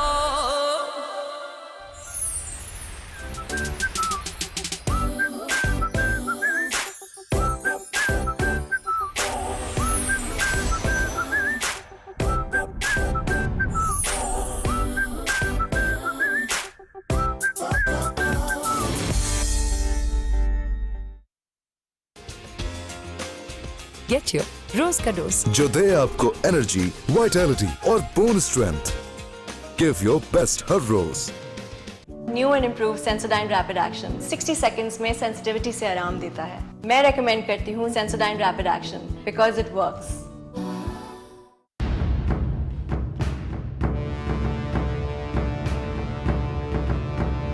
कोहे हिंदूकश की तंग घाटियों से मकरान के साहिलों तक हजारों साल पुरानी दास्तान।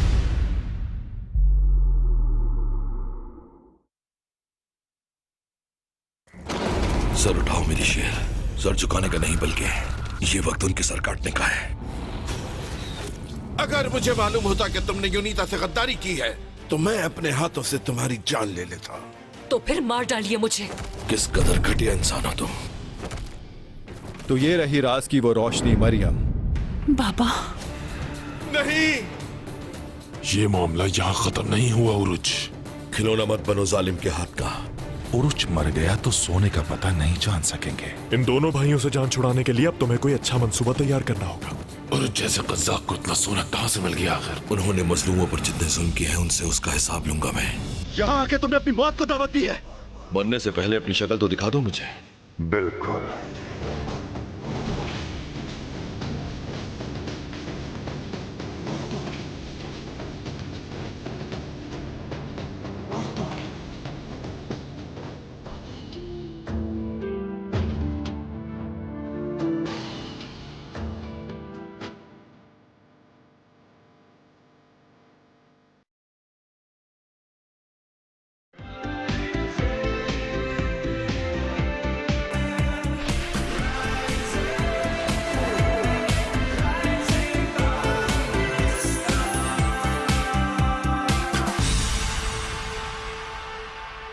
Welcome back after the break. Rising Pakistan में एक बार फिर कहते हैं खुशामदीद।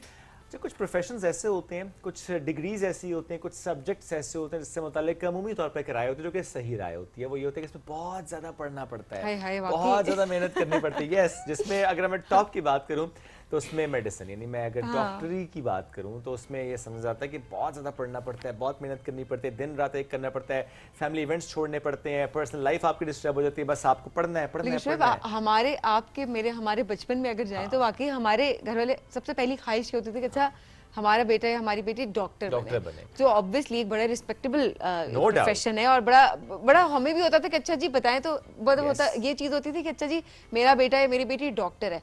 बट अगेन वो इतनी मेहनत होती थी कि हम जैसे आधे बच्चे भाग जाते थे, आधे के आधे से ज्यादा भाग जाते थे। अच्छा, इसमें जरा एक नंबर से आपका एडमिशन नहीं हो रहा होता ना, तो इतनी ज्यादा मेहनत करनी बहुत कंपटीशन है, बहुत कंपटीशन है, जो कि बहुत एक अच्छी बात भी है बिकॉज प्रोफेशन ही ऐसा है ना, प्रोफेशन ही ऐसा है ना कि आप रिस्क नहीं ले सकते। ऐसे ही है। अच्छा, वैसे में चले आप बहुत मेहनती हैं, आप बहुत ही पढ़ाकू हैं, आपने कर लिया है बेस, तो बंदा कहता है चलो अब जिंदगी में ना आपने ये अचीव कर लिया, आपने अब ये डॉक्टरी की डिग्री हासिल कर ली है, अब आप इसी में आगे जाएंगे, प्रैक्टिस करेंगे एवरीथिंग। तो कुछ लोग ऐसे होते हैं जो वहां पे भी नहीं रुकते, कहते हैं ये तो हमने कर लिया, डॉक्टर तो हम बन गए, लेकिन हम अभी रुकेंगे नहीं, अब हम एक और स्टेप लेंगे। वो स्टेप क्या है? एक और मुश्किल इम्तिहान देंगे। चूंकि सीएसएस से मुतालिक भी यही राय कायम है कि भी उसमें बहुत पढ़ना पड़ता है, बहुत मेहनत करनी पड़ती है, बहुत से एस्पिरेंट्स ऐसे होते हैं इनका एक एक सब्जेक्ट जो है वो फंस जाता है और उसमें बस वो कोशिश करते हैं, वो समटाइम्स ऐसे प्रेस या समटाइम्स कोई और सब्जेक्ट होता है। तो मतलब कुछ लोग ऐसे होते हैं जिनको सिर्फ पढ़ने का शौक होता है या वो हो सकता है अपने आप को बीट करता है, अच्छा मैंने ये कर लिया ना, मैं अपने आप को चैलेंज कर रहा हूं कि मैं अब एक और काम करूं। और somehow I think they're also they're very talented, तो वो उस तरह से वो चाहते हैं कि उनका टैलेंट हर फील्ड में सामने आए। ऐसा ही है। तो आज एक ऐसी ही मेहमान ने में ज्वाइन किया है। 2015 में उन्होंने माशाल्लाह एमबीबीएस किया, उन्होंने प्रैक्टिस की 2-3 साल, फिर उन्होंने सीएसएस किया माशाल्लाह, और असिस्टेंट कमिश्नर के तौर पे इन्होंने पंजाब के मुख्तलिफ जगहों पे तो काम कर लिया है, जिसमें बहावलपुर भी है, लाहौर भी है, गुजरांवाला भी। आज के लिए इनकी पोस्टिंग है इस्लामाबाद में। एंटी इंक्रोचमेंट पे इनका बड़ा फोकस है, इसमें डायरेक्टर म्यूनिसिपल अथॉरिटी में काम कर रही हैं। तो हमें ज्वाइन कर चुके हैं डॉक्टर अनम फातिमा साहिबा। अस्सलाम वालेकुम जी, कैसी हैं आप? आई एम गुड, वालेकुम अस्सलाम, आप ठीक हैं? अल्हम्दुलिल्लाह, यू लुक वेरी यंग माशाल्लाह। तो ये इसका खास नहीं मतलब मैं सभी मतलब ठीक है यंग है, मतलब मैं कह रहा हूँ बहुत ज्यादा यंग है हमें लगता है कि बिल्कुल जैसे अभी आपने ताज़ा एमबीबीएस किया होगा। बस रोज नया काम करते हैं, दैट कीप्स अस यंग। ये बड़ी अच्छी ये बात है। सुनना था ना कि रोज आप जब नया काम करते हैं ना, आप एनर्जेटिक रहते हैं, that keeps you young, that keeps you motivated. So you wanted to be a doctor और you wanted to be a civil servant? I wanted to be a doctor initially, Okay. but मेरे father थे, उनका I would say कि I was very privileged कि parents बहुत educated थे, learned थे, and my father would always say to both of us, मेरा एक भाई है तो हम दोनों siblings को कहते थे कि CSS में try ज़रूर करनी है. Okay. तो by the time I was doing my house job, my dad passed away sadly, लेकिन वो एक दिल में बात थी कि करना है. और वैसे भी शौक था डिबेट्स करने का, लिखने पढ़ने का, तो आई जस्ट थॉट कि ये एग्ज़ाम है, करके देखते हैं क्या बनता है. तो बस अल्लाह ताला की तरफ से रास्ते आसान हो गए, अच्छा ग्रुप आ गया, तो बस फिर उसके बाद देन आई जस्ट स्टार्टेड. और CSS के साथ ज़्यादा मेरी एफिलिएशन ड्यूरिंग द जॉब हुई है. I actually that job made me fall in love with my country. You go serve in different places, मुख्तलिफ लोगों के साथ आप रहते हो और मुख्तलिफ जगहें देखते हो. Particularly for a person like me, I was born and brought up in Lahore, कभी बाहर नहीं निकली थी, कुछ नहीं देखा था, एजुकेशन भी सारी लाहौर की थी. तो जब गुजरांवाला देखा, then I worked in Kamalia, I worked in Fateh Jang, I worked in Bahawalpur city. तो it was a privilege throughout. ज़ाहिर नई जगह जाना, नए नए लोगों से मिलना, वहाँ के अपने चैलेंजेस होते हैं, उसमें अपना कंट्रीब्यूट करना, तो आपको थोड़ा सेंस ऑफ अकम्प्लिशमेंट भी होती है कि आपने exposure as well, absolutely exposure इतना ज़्यादा होता है कि आपकी अपनी ग्रूमिंग बहुत ज़्यादा होती है, आपकी ग्रोथ हो रही होती है थ्रू आउट. अच्छा ना, यंगस्टर्स हमेशा ये गिला कर रहे होते हैं कि अगर वो किसी फील्ड में पहुंच भी जाते हैं, किसी भी उन्होंने कुछ भी अचीव भी कर लिया, ऑब्वियसली जब पब्लिक डीलिंग की बात आती है तो ये चैलेंज उनको फेस करना पड़ा होता है कि लोग सुनते कम हैं, कि कल के बच्चे हमें क्या बताएंगे, या आपकी बात को उतना नहीं किया जा रहा होता, उसकी इतनी इंपॉर्टेंस नहीं दी जा रही होती. क्या ये चैलेंज आपने भी फेस किया? अगर किया तो आपने उसको किस तरह से केटर किया? मेरा पर्सनली इसमें पर्सपेक्टिव थोड़ा सा डिफरेंट है. आप जब पब्लिक सेक्टर में होते हो तो आपको ज़्यादा लिसनिंग पे तवज्जो देनी चाहिए. जो the more you listen, the more you understand others problems, क्योंकि पाकिस्तान बहुत डाइवर्स है. हमारी जो अपब्रिंगिंग होती है, हम जो पर्सपेक्टिव लेकर आते हैं वो एक बहुत नैरो पर्सपेक्टिव होता है. जितना आप लोगों से सीखते हैं, और this is something my professor in medicine used to say कि let the patient be your teacher, and it's the same thing in this sector as well. Public sector में आपका जो क्लाइंट है, जो आपका प्लेंटिव है, let him be your teacher. उससे आप जितना सुनते हैं, जितना उससे समझते हैं, उतना ही आप बेहतर उसको हेल्प आउट कर सकते हैं. ओके. वैसे क्या मुश्किल रहा आपके लिए MBBS करना, that too from King Edward University माशाल्लाह, जो कि ख्वाब होता है मेडिसिन के स्टूडेंट्स का कि हम किंग एडवर्ड से पढ़ें, या फिर CSS क्रैक करना? I would say medicine is more difficult. Medicine was way more difficult. उस तरह की मेहनत जो आप FSC में करते हैं, बल्कि अभी भी मैं जो बच्चों को देखती हूँ जो FSC के फेज से गुजर रहे हैं, आई जस्ट से कि सलाम है उनको. उन्होंने जो वो मेहनत होती है उस एज पे, जो कॉम्प्रोमाइज़ आपने करने होते हैं, जो डेली के सेक्रीफाइसेस आपने देने होते हैं, वो उस टाइम पे बहुत they mean a lot for a 17-year-old missing out on weddings, और ये छोटे छोटे जो कॉम्प्रोमाइज़ करना होता है, this means a big deal. आप जब बड़े हो जाते हो तब आपको थोड़ा बहुत बैलेंस करना आ जाता है. उस टाइम पे इट्स ऑल और नन, उसमें आप बैलेंस करना नहीं जानते. At least for me it was more difficult. अब वो ऑलमोस्ट आई थिंक सारे मेडिसिन स्टूडेंट्स ही वो सब कुछ मिस कर रहे होते हैं, जो कि उन्हें पता है कि बस मुझे अब सिर्फ और सिर्फ पढ़ना है, दिन रात पढ़ना है. वो बैलेंस करना चाहें तो शायद नहीं कर सकते, बिकॉज बहुत ज़्यादा पढ़ना पड़ता है उसके लिए. देन वो उसके बाद house job and calls and everything, तो आपके पास टाइम ही नहीं बचता. CSS तो मैंने तो नौकरी के साथ किया था. I was working as a resident physician, तो उसके साथ साथ ही तैयारी की थी उसके, क्योंकि CSS का इम्तिहान कोई एक दिन का इम्तिहान नहीं है. आप एक साल में पहले रिटन में अपियर होते हो, फिर उसका रिजल्ट कोई 9-10 महीने बाद आता है, उसके कोई 5-6 महीने बाद आपका इंटरव्यू होता है. तो सारे पीरियड में आप फारिग तो नहीं बैठ सकते. बिल्कुल ऐसे ही है. तो जॉब के साथ ही दिया था. बस अल्लाह ताला की तरफ से आसानी हुई, मैनेज हो गया. बट CSS के लिए उस तरह की प्रेपरेशन रिक्वायर्ड नहीं है. You are not suppose to leave the entire world. उसमें शायद ये भी है ना कि आपकी वो पूरी जो जिंदगी की मेहनत होती है ना, from the may school level से जो आप पढ़ रहे होते हैं एंड एवरीथिंग, वो सब कुछ इसमें काउंट कर दो. ये तो नहीं है कि आप one fine morning you wake up and you think कि मैंने CSS करना है, आप पढ़ने शुरू कर दें और आप कर लें. तो मेरा ख्याल है रुझान आपने पूरा प्लान किया हुआ होता है. लेकिन हमने वैसे काफी ऐसे लोगों को देखा भी है एक दिन उठते और कहते जी हमें CSS, लेकिन सभी उसमें भी उनकी होती है बचपन से मेहनत, जो कि वो शायद उनको समझ नहीं उस वक्त आती, लेकिन उसका फर्क होता है. होती है. और ऑब्वियसली आपकी थ्रू आउट आपकी स्कूलिंग और आपकी स्टडीज और आपका रुझान, सबसे बड़ी बात ये है, वो बहुत ज्यादा मैटर करता है. तो जॉब्स के पर्सपेक्टिव से अब जो है वो फैमिली को टाइम दे पाती हैं, मैनेज हो जाती हैं चीजें? आई एम वेरी लकी कि my family is very supportive. My mother in law is a retired colonel, तो सारी फैमिली के अंदर वर्किंग वुमेन का रुझान है। I am not an oddity, I have only worked in Punjab and then in Islamabad. She माशाल्लाह has worked in all 4 provinces. जाहिर है वो फौज की वजह से फिर आपको हर 2 साल बाद कभी इधर तो कभी उधर, तो वो प्रैक्टिस उनकी ऐसी हुई है कि उनके लिए बड़ा नॉर्मल है कि मेरी बहू भी कभी बहावलपुर जा रही है तो कभी इधर जा रही है, कभी उधर जा रही है। That's normal for her as well. That's very nice. अच्छा, क्या गाइड भी करती हैं स्टूडेंट्स को, एस्पिरेंट्स को फॉर सीएसएस? अच्छा, ये सब्जेक्ट ले लो, ये सब्जेक्ट ना लो, specially for the medicine students जो कि चाह रहे होते हैं कि हम अब मेडिसिन से टुवर्ड्स सीएसएल सर्विस आ जाएं, गाइड करती हैं? बिल्कुल आ जाते हैं। जो whoever reaches out तो उसको आप एक फ्रेटर्निटी का करके, पर्टिकुलरली मेडिकल के डॉक्टर्स, किंग एडवर्ड के लोग तो आते हैं, तो उनको अपनी समझ के मुताबिक तो ज़रूर करती हैं। ओके। अच्छा, एक और भी इसमें राय होती है ना, नॉर्मली जब हम ये देखते हैं ना कि पाकिस्तान के पर्सपेक्टिव से हम देखते हैं कि डॉक्टर बहू लाने का बड़ा ख्वाब लोगों का होता है ना कि अच्छा वो डॉक्टर होगी, उसे बहू बना के लाएंगे लेकिन वो जॉब नहीं करेगी। सो उस पर लोग फिर ये राय रखते हैं कि भाई क्यों, उसने ज़्यादा मेहनत की है, 5-6 साल उसने मेहनत की, वो डॉक्टर बन गया, अब उसे प्रैक्टिस करनी चाहिए। ये सवाल मैं इसलिए आपके सामने रख रहा हूँ कि देखिए आपने भी एक सीट आपके पास थी, आपने उसको यूज़ किया, आप एक माशाल्लाह बहुत प्रेस्टीजियस इदारे से आपने मेडिसिन की डिग्री ली, उसके बाद आपने प्रैक्टिस भी की, लेकिन आपने देखिए छोड़ दिया वो। अब आपने एक और शोबा चुन लिया, कंप्लीटली योर चॉइस कि आप कुछ और करना चाहती हैं, लेकिन आपको नहीं लगता कि चूंकि इस स्पेसिफिकली इस मेडिसिन के शोबे में चूंकि बहुत से लोगों की ख्वाहिश होती है, ख्वाब होता है कि हम करें, और उनको लगता है कि अगर किसी ने करके वो नहीं करना, वो डॉक्टरी नहीं करनी, वो प्रैक्टिस नहीं करनी, तो फिर वो क्यों उसने वो डिग्री की, उसने वो सीट क्यों ली? नहीं, बहुत आपका अच्छा सवाल है और बहुत जगहों पे किया जाता है, इंक्लूडिंग आपके इंटरव्यू में, सीएसएस के इंटरव्यू में। लेकिन जो मेरा ख्याल है इसके अंदर वो ये है कि सीएसएस एक पूल है जिसके अंदर आपके मुल्क के तमाम व्यूज़, थॉट्स और अपब्रिंगिंग और मेंटल बेंट के लोग शुड बी रिप्रेजेंटेड। उसमें साइंटिस्ट भी होने चाहिए, उसमें इंजीनियर्स भी होने चाहिए, उसमें डॉक्टर्स भी होने चाहिए, बिकॉज इन लोगों ने तहसीलों में तो एडमिनिस्ट्रेशन करनी है, जो अभी मैं जिस प्रोसेस से मैं गुजर के आई हूँ, उसके नीचे आपने हॉस्पिटल को भी देखना है, डिस्पेंसरीज को भी देखना है, स्कूल्स को भी देखना है। तो उस एडमिनिस्ट्रेटिव लेंस को डेवलप करने के लिए और उस एडमिनिस्ट्रेटिव लेंस को डाइवर्स रखने के लिए इट्स इम्पॉर्टेंट कि हर फील्ड के लोग आएँ। और सीएसएस को हमेशा से डिज़ाइन इसलिए किया गया है कि इसमें हर फील्ड का बंदा एंट्री करे, सो दैट ऐसे ना हो कि सिर्फ कुछ स्पेसिफिक लोग ही आर्ट्स पढ़े हुए या कोई स्पेसिफिक कैडर के हर फील्ड से लोग आए, डॉक्टर्स भी हैं, इंजीनियर्स भी हैं, वेरी वेल सेट कि आप देखें कि हर फील्ड से जब आएंगे उसका पर्सपेक्टिव आएगा, उसकी वजह से चीजें और बेहतर होती चली जाएंगी।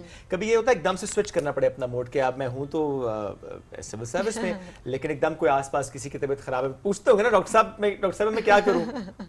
हाँ, नहीं, वो तो मैंने तो बड़ी देर प्राइमरी केयर प्रैक्टिस किया, तो मैं दवाइयाँ तो लिख लेती हूँ।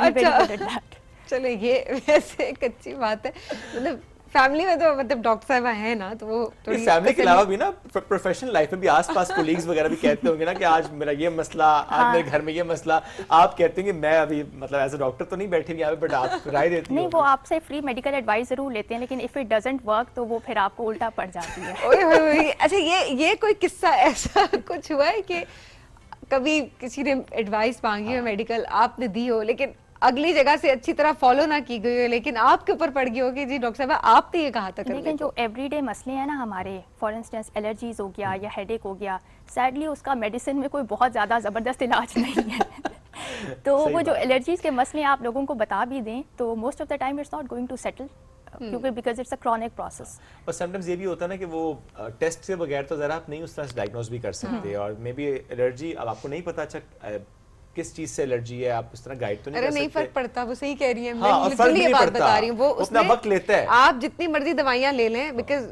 आई एम अ विक्टिम, मैं विक्टिम का लफ्ज इस्तेमाल करूंगी। एलर्जिक वायरल दोनों में फर्क तो नहीं पड़ना। हाँ, नहीं पड़ना, वो अपना टाइम लेगा, लेकिन वो जो डॉक्टर उससे एंटीबायोटिक दे दे, और एंटीबायोटिक ने भी टाइम लेना है, उस वायरल ने भी टाइम लेना है, कोई फर्क नहीं पड़ता। मैं यही कह रहा हूँ ना कि फर्क नहीं पड़ता। लेकिन फॉर एग्जांपल आपको एक वायरल अटैक हुआ, आपने ले ली साथ एंटीबायोटिक, हालांकि इसकी जरूरत नहीं थी, अब वायरल ने भी अपना टाइम लिया, एंटीबायोटिक ने भी टाइम लिया, आप बाय द टाइम ठीक होना शुरू हुआ, चूंकि इतना ही टाइम लगना था, आप एंटीबायोटिक लेते ना लेते, आपने सोचा इस डॉक्टर ने मुझे दवाई दी थी ना, ये डॉक्टर ठीक है, हालांकि वो दवाई का कोई ताल्लुक नहीं था उससे। जी, ये प्लेसिबो इफेक्ट यही है, पाकिस्तान में बहुत ज्यादा है। पाकिस्तान में तो बहुत ज्यादा है, वो खुद जाए कहते हैं डॉक्टर साहब मुझे कोई टीका लगा दे, ज्यादा सारी दवाइयां हो तो खुश रहते हैं। जो डॉक्टर दवाई ना दे कहते डॉक्टर ही ठीक नहीं है। ज़्यादा दवाई हो तो वो तसल्ली होती है। ये एक परसेप्शन है। सही तरह चेक किया डॉक्टर ने। ये मसला है। क्या करना चाहती हैं स्पेशली इस्लामा के पर्सपेक्टिव से, जो आपका इस वक्त काम है? आपने G9 का हमने कुछ फुटेज भी देखी थी, G9 बिफोर एंड आफ्टर, जो कि आपने एंटी इंक्रोचमेंट पे काम किया माशाल्लाह। इस्लामाबाद में वैसे जनरली तो बाकी शहरों की निस्बत आई थिंक इंक्रोचमेंट के मसाइल कम है, या एक परसेप्शन भी है ये। How do you see this? Islamabad के मसाइल क्या हैं और आप उसे कैसे एड्रेस कर रही हैं? बिल्कुल आपने सही कहा है, इस्लामाबाद में चैलेंजेस ज़रूर है because it's a planned city. Definitely encroachment उस तरह नहीं है जिस तरह अनप्लान्ड सिटीज़ में है, लेकिन because it's a planned city इसको इसी तरह खूबसूरत रखना दैट इज़ आवर चैलेंज। तो फिर उसके अंदर जब आप इंक्रोचमेंट करते हैं तो you have to walk a fine line कि जिनकी आप चीज़ें हटा रहे हैं, फर्स्ट ऑफ ऑल एक तो आप उन्हें रीच आउट करें और पहले उन्हें समझाएं कि ये क्यों गलत है, एंड सेकेंडली बिजनेस कम्युनिटी को आप साथ लेके चलें सो दैट आपको जो प्रोटेस्ट सिचुएशन है या आपको डिरेल करने की जो सिचुएशन होती है वो फेस ना करनी पड़े। और तीसरी चीज़ ये है कि आपको इसका भी बड़ा ध्यान होता है कि कोई गरीब आपके एक्शन से ऐसे मुतासर ना हो कि विच वाज अनजस्टिफाइड। तो आपको उसको अगर आप लेकर चलें तो फिर इंक्रोचमेंट को हटाना it's a very precarious task, जिसके अंदर आपको बहुत चीज़ों को बैलेंस करना पड़ता है because at the end of the day आपने अल्लाह को भी मुंह दिखाना है। ये आपकी ये सोच जो है मुझे बड़ी अच्छी लगी है बिकॉज हमने काफ़ी सारे ऐसी वीडियोस देखी हैं जहाँ पर वाकई मतलब बड़ी बड़ी बाजों का चीज़ें हो रही होती हैं, हम उन पर आवाज़ नहीं उठा रहे होते, हम बात नहीं कर रहे होते, बट एक गरीब का ठेला आप उसको उल्टा देंगे जाते जाते, आपने उसको बिखेर दिया उसका सामान, या आप उठा के ले गए उसका सामान।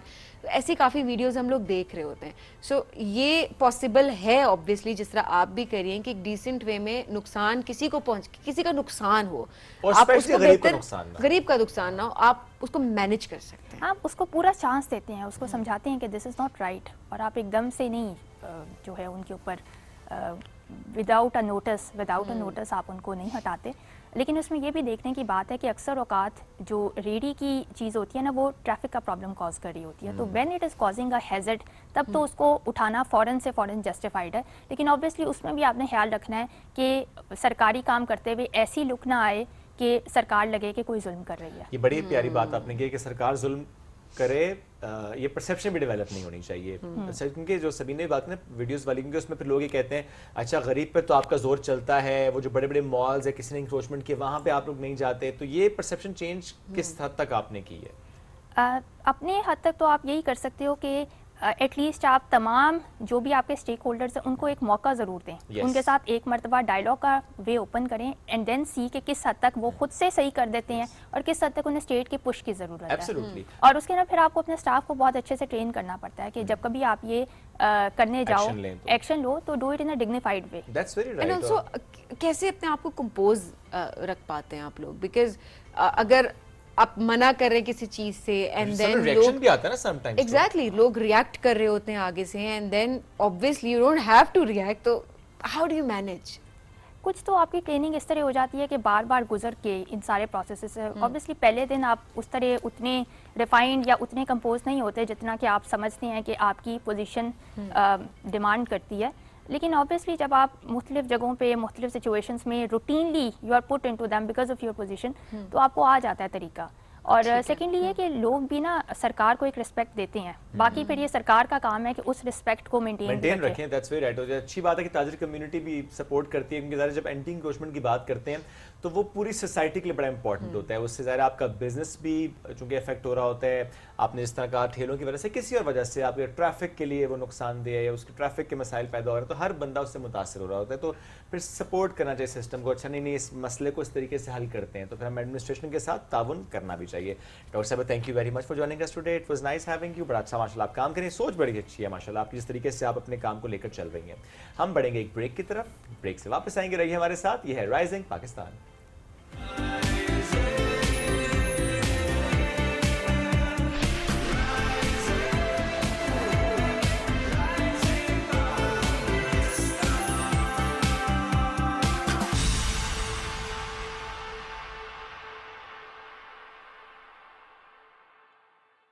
New and improve Sensodyne rapid action 60 seconds में सेंसिटिविटी से आराम देता है। मैं रेकमेंड करती हूँ Sensodyne rapid action because it works.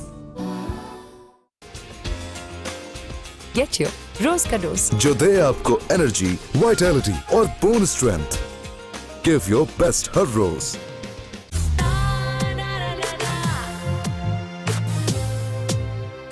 Pakistan के सुपरस्टार्स हैं। कौन से डिजाइनर के पास जाना है क्या? I am very very unplanned like that. अकरबा परवरी की आला मिसाल हौसला निभाने का ये है तरीका। हम दिल भी इतनी जल्दी लगा देते हैं।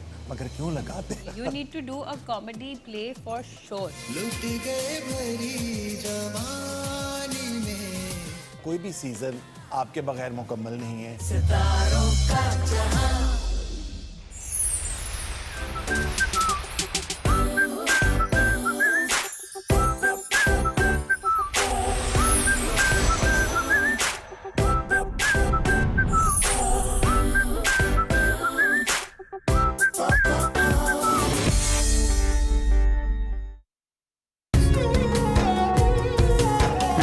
मारो बंजारो पधारो मार देश केसरिया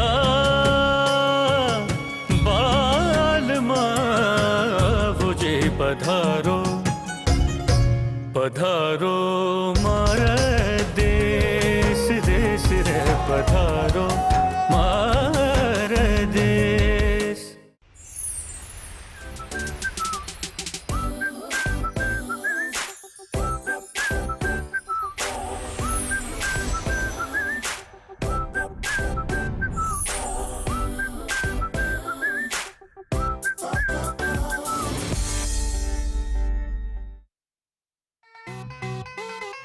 आज तो बड़े फ्रेश लग रहे हो। पूरे 7 दिन में अपने गांव में रह के आया हूँ।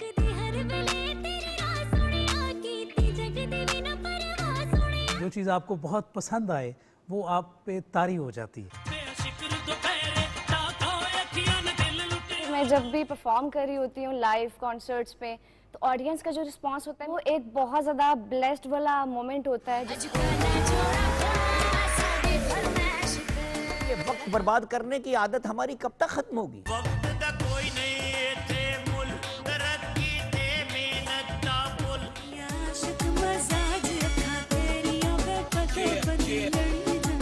गाना जो है वो फील और एहसासात का ही नाम है।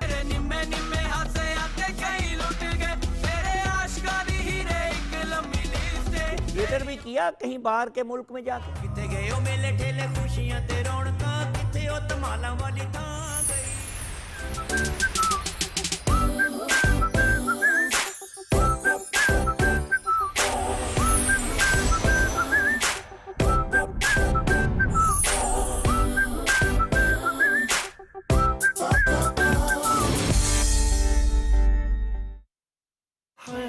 कंगली फैमिली मेरे पल्ले पे गई। अच्छे बुजुर्गों ने क्या खूब कहा है, जिस चाय में चाय न हो उस चाय को चाय में डाल दो।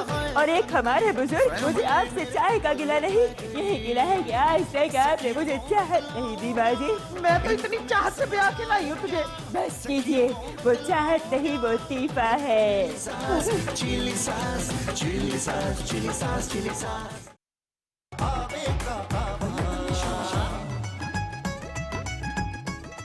टाइटैनिक जहाज भी इन्होंने ही बनाया था। अच्छा ना बताएं, नजर लग जाती है। 60 लाख दूंगा, इसमें डॉलर भी हैं। कोई अपना घर है यहाँ पे, मेरा मतलब कोई गैर महफूज नहीं है ये जेवर। मनूर चल तू अपना फोन अपने पास रख, ये भी रख।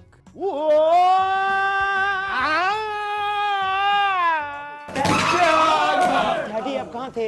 मैं आपको काफी देर से ढूंढ रहा था। आपकी हॉबी क्या है? चाबी? उससे मैंने करोड़ों रुपया लेना है। अजी इस बात का हार्ट दे के वर्ल्ड को लो कौन डरे।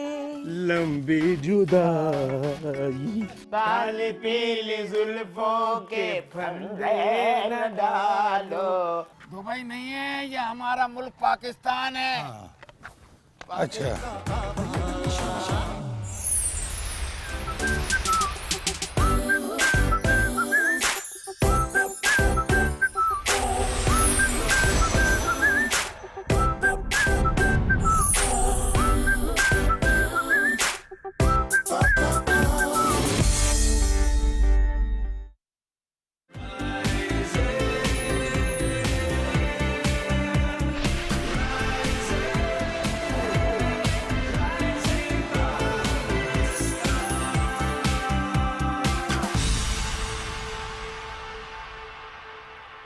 Back and veggie rising Pakistan में आपको कहेंगे खुश आमदीद। और अब जरा उस मसले की बात करते हैं जो सबका मसला है मेरा आपका।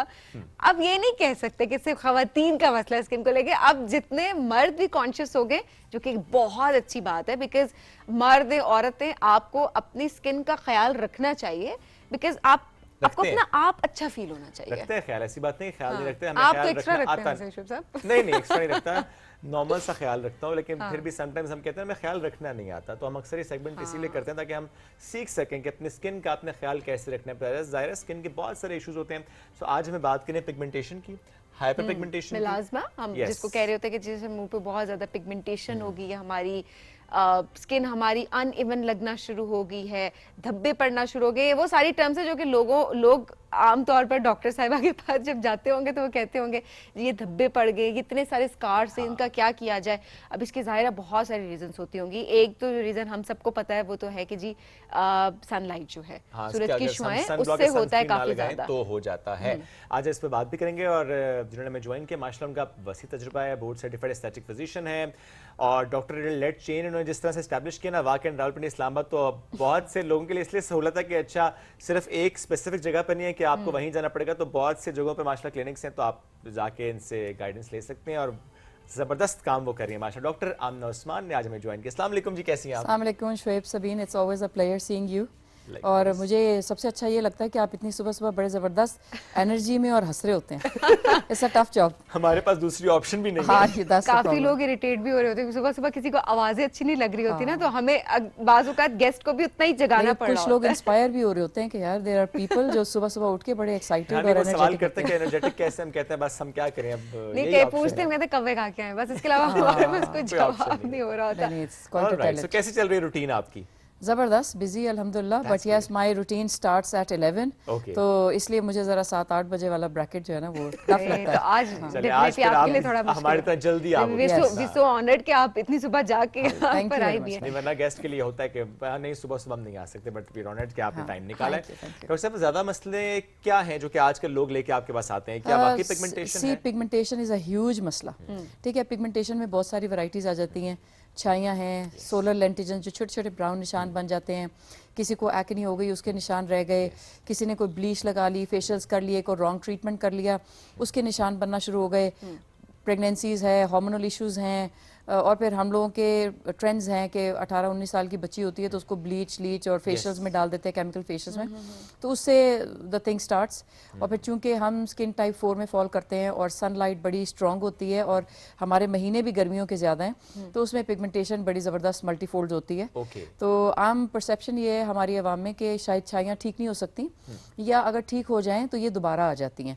इस परसेप्शन को गलत साबित करने के लिए आज हम इधर हैं। That's great, कि वाकई चली जाती हैं और वापस नहीं आती। यस, लेकिन प्रॉब्लम ये है कि हम ये तो समझते हैं कि शुगर की बीमारी है, हमने दवाई खानी है और फिर इसको ठीक रखना है और फिर लाइफस्टाइल को मॉडिफाई करना है। ठीक है, लेकिन हम जब स्किन के इश्यूज आते हैं तो हम इसको as a clinical issue treat नहीं करते, हम इसको as a beauty treatment treat करते हैं। हमने सोचा हमने छाइयों का इलाज कराया, उसके बाद हमने सारे वही काम दोबारा किए जो हम पहले करते थे, तो फिर छाइयाँ ठीक नहीं रह सकती।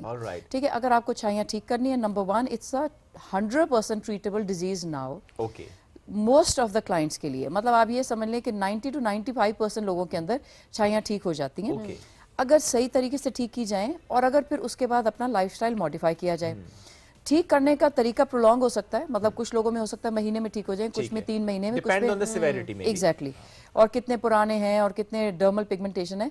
लेकिन ये कि yes it's quite treatable problem, पुराना हो ट्रीटेबल है। It can take a little longer time, लेकिन ये है कि लाइफस्टाइल को मॉडिफाई करना क्लाइंट की। मैं अपने मरीजों को कहती हूँ कि ठीक करके देना हमारी जिम्मेदारी, अल्लाह की रजा से, और इसको ठीक रखना आपकी जिम्मेदारी। ठीक है, if you come back after 3 months and you tell me कि आपको पिगमेंटेशन दोबारा आ गई, you did something wrong to it. Exactly, ठीक है, तो ये है, तो ये परसेप्शन आज के दौर में कहना कि छाइयाँ ठीक होकर दोबारा आ जाती हैं, नो, यू प्रॉब्ली आपकी एजुकेशन कम है छाइयों को लेके, you need to build your education and insight about it, और फिर आप छाइयों फ्री जिंदगी गुजार सकते हैं। ओके, अच्छा क्या करें, रूटीन क्या होनी चाहिए जनरली कि आपको हो ही ना? बिल्कुल, इसके अंदर ना हम पहले कॉजेज को डिस्कस कर लेते हैं और फिर उसके बाद हम डूज एंड डोंट्स को डिस्कस कर लेते हैं। ठीक है, कॉजेज में प्रेगनेंसीज हो गए, आयरन डेफिशिएंसीज हो गए, सन डैमेज हो गया, और फिर जो आपने कुछ ना कुछ केमिकल ट्रीटमेंट किया हो स्किन को, या कोई केमिकल डैमेज आया हो या कोई ट्रॉमा हुआ हो, तो सबसे पहले तो ये कि इफ़ यू टर्निंग 18, ये आपके ऊपर फ़र्ज़ नहीं है कि आपने जाके फेशियल कराना है, ठीक है। If you are keeping your skin well, उसको कुछ ना करें, डोंट टच इट, जस्ट अपनी अच्छी AM/PM रूटीन बनाएं। AM/PM रूटीन क्या है, वो हमारे जो मेरा जो YouTube चैनल है उसके ऊपर एक एपिसोड ऑलरेडी गिवन है कि आपने सुबह क्या करना होता है और रात को क्या करना होता है, just to continue having a good skin, ठीक है। मतलब आप क्या ऐसे काम करेंगे जिसमें आपकी स्किन नेचुरली ठीक भी रहेगी और प्रोटेक्टेड भी रहेगी और उसमें कोई इशू भी जनरेट नहीं होगा, ठीक है। तो अपनी AM/PM रूटीन का ख्याल करें। Strict sun protection is what is only needed for a healthy wealthy skin, ताकि उस पर छाइयाँ ना आए। दूसरा ये कि अगर प्रेगनेंसीज में हार्मोनल इश्यूज हैं उनको तो हम हैंडल नहीं कर सकते, ऑब्वियसली वो प्रेगनेंसी है, लेकिन अब आपको आयरन डेफिशिएंसीज हैं, आयरन डेफिशिएंसी छाइयाँ आना शुरू हो जाती हैं और फिर छाइयाँ बढ़ते रहती हैं, ठीक है। आपको कोई और डेफिशिएंसीज हो रही हैं, आप केमिकल, आप घर में ना वो टोटके, और पहले बड़ा ट्रेंड था, मॉर्निंग शोज में बड़े टोटके बताए जाते थे, तो हमारी क्लाइंट में 30% क्लाइंटल वही होती थी जो मॉर्निंग शो के टोटकों पे अमल करके हमारे पास लैंड करते थे, ठीक है। तो वो जो टोटके आपको बताए जाएं उनको अपनी स्किन पे ना लगाएं, ओके।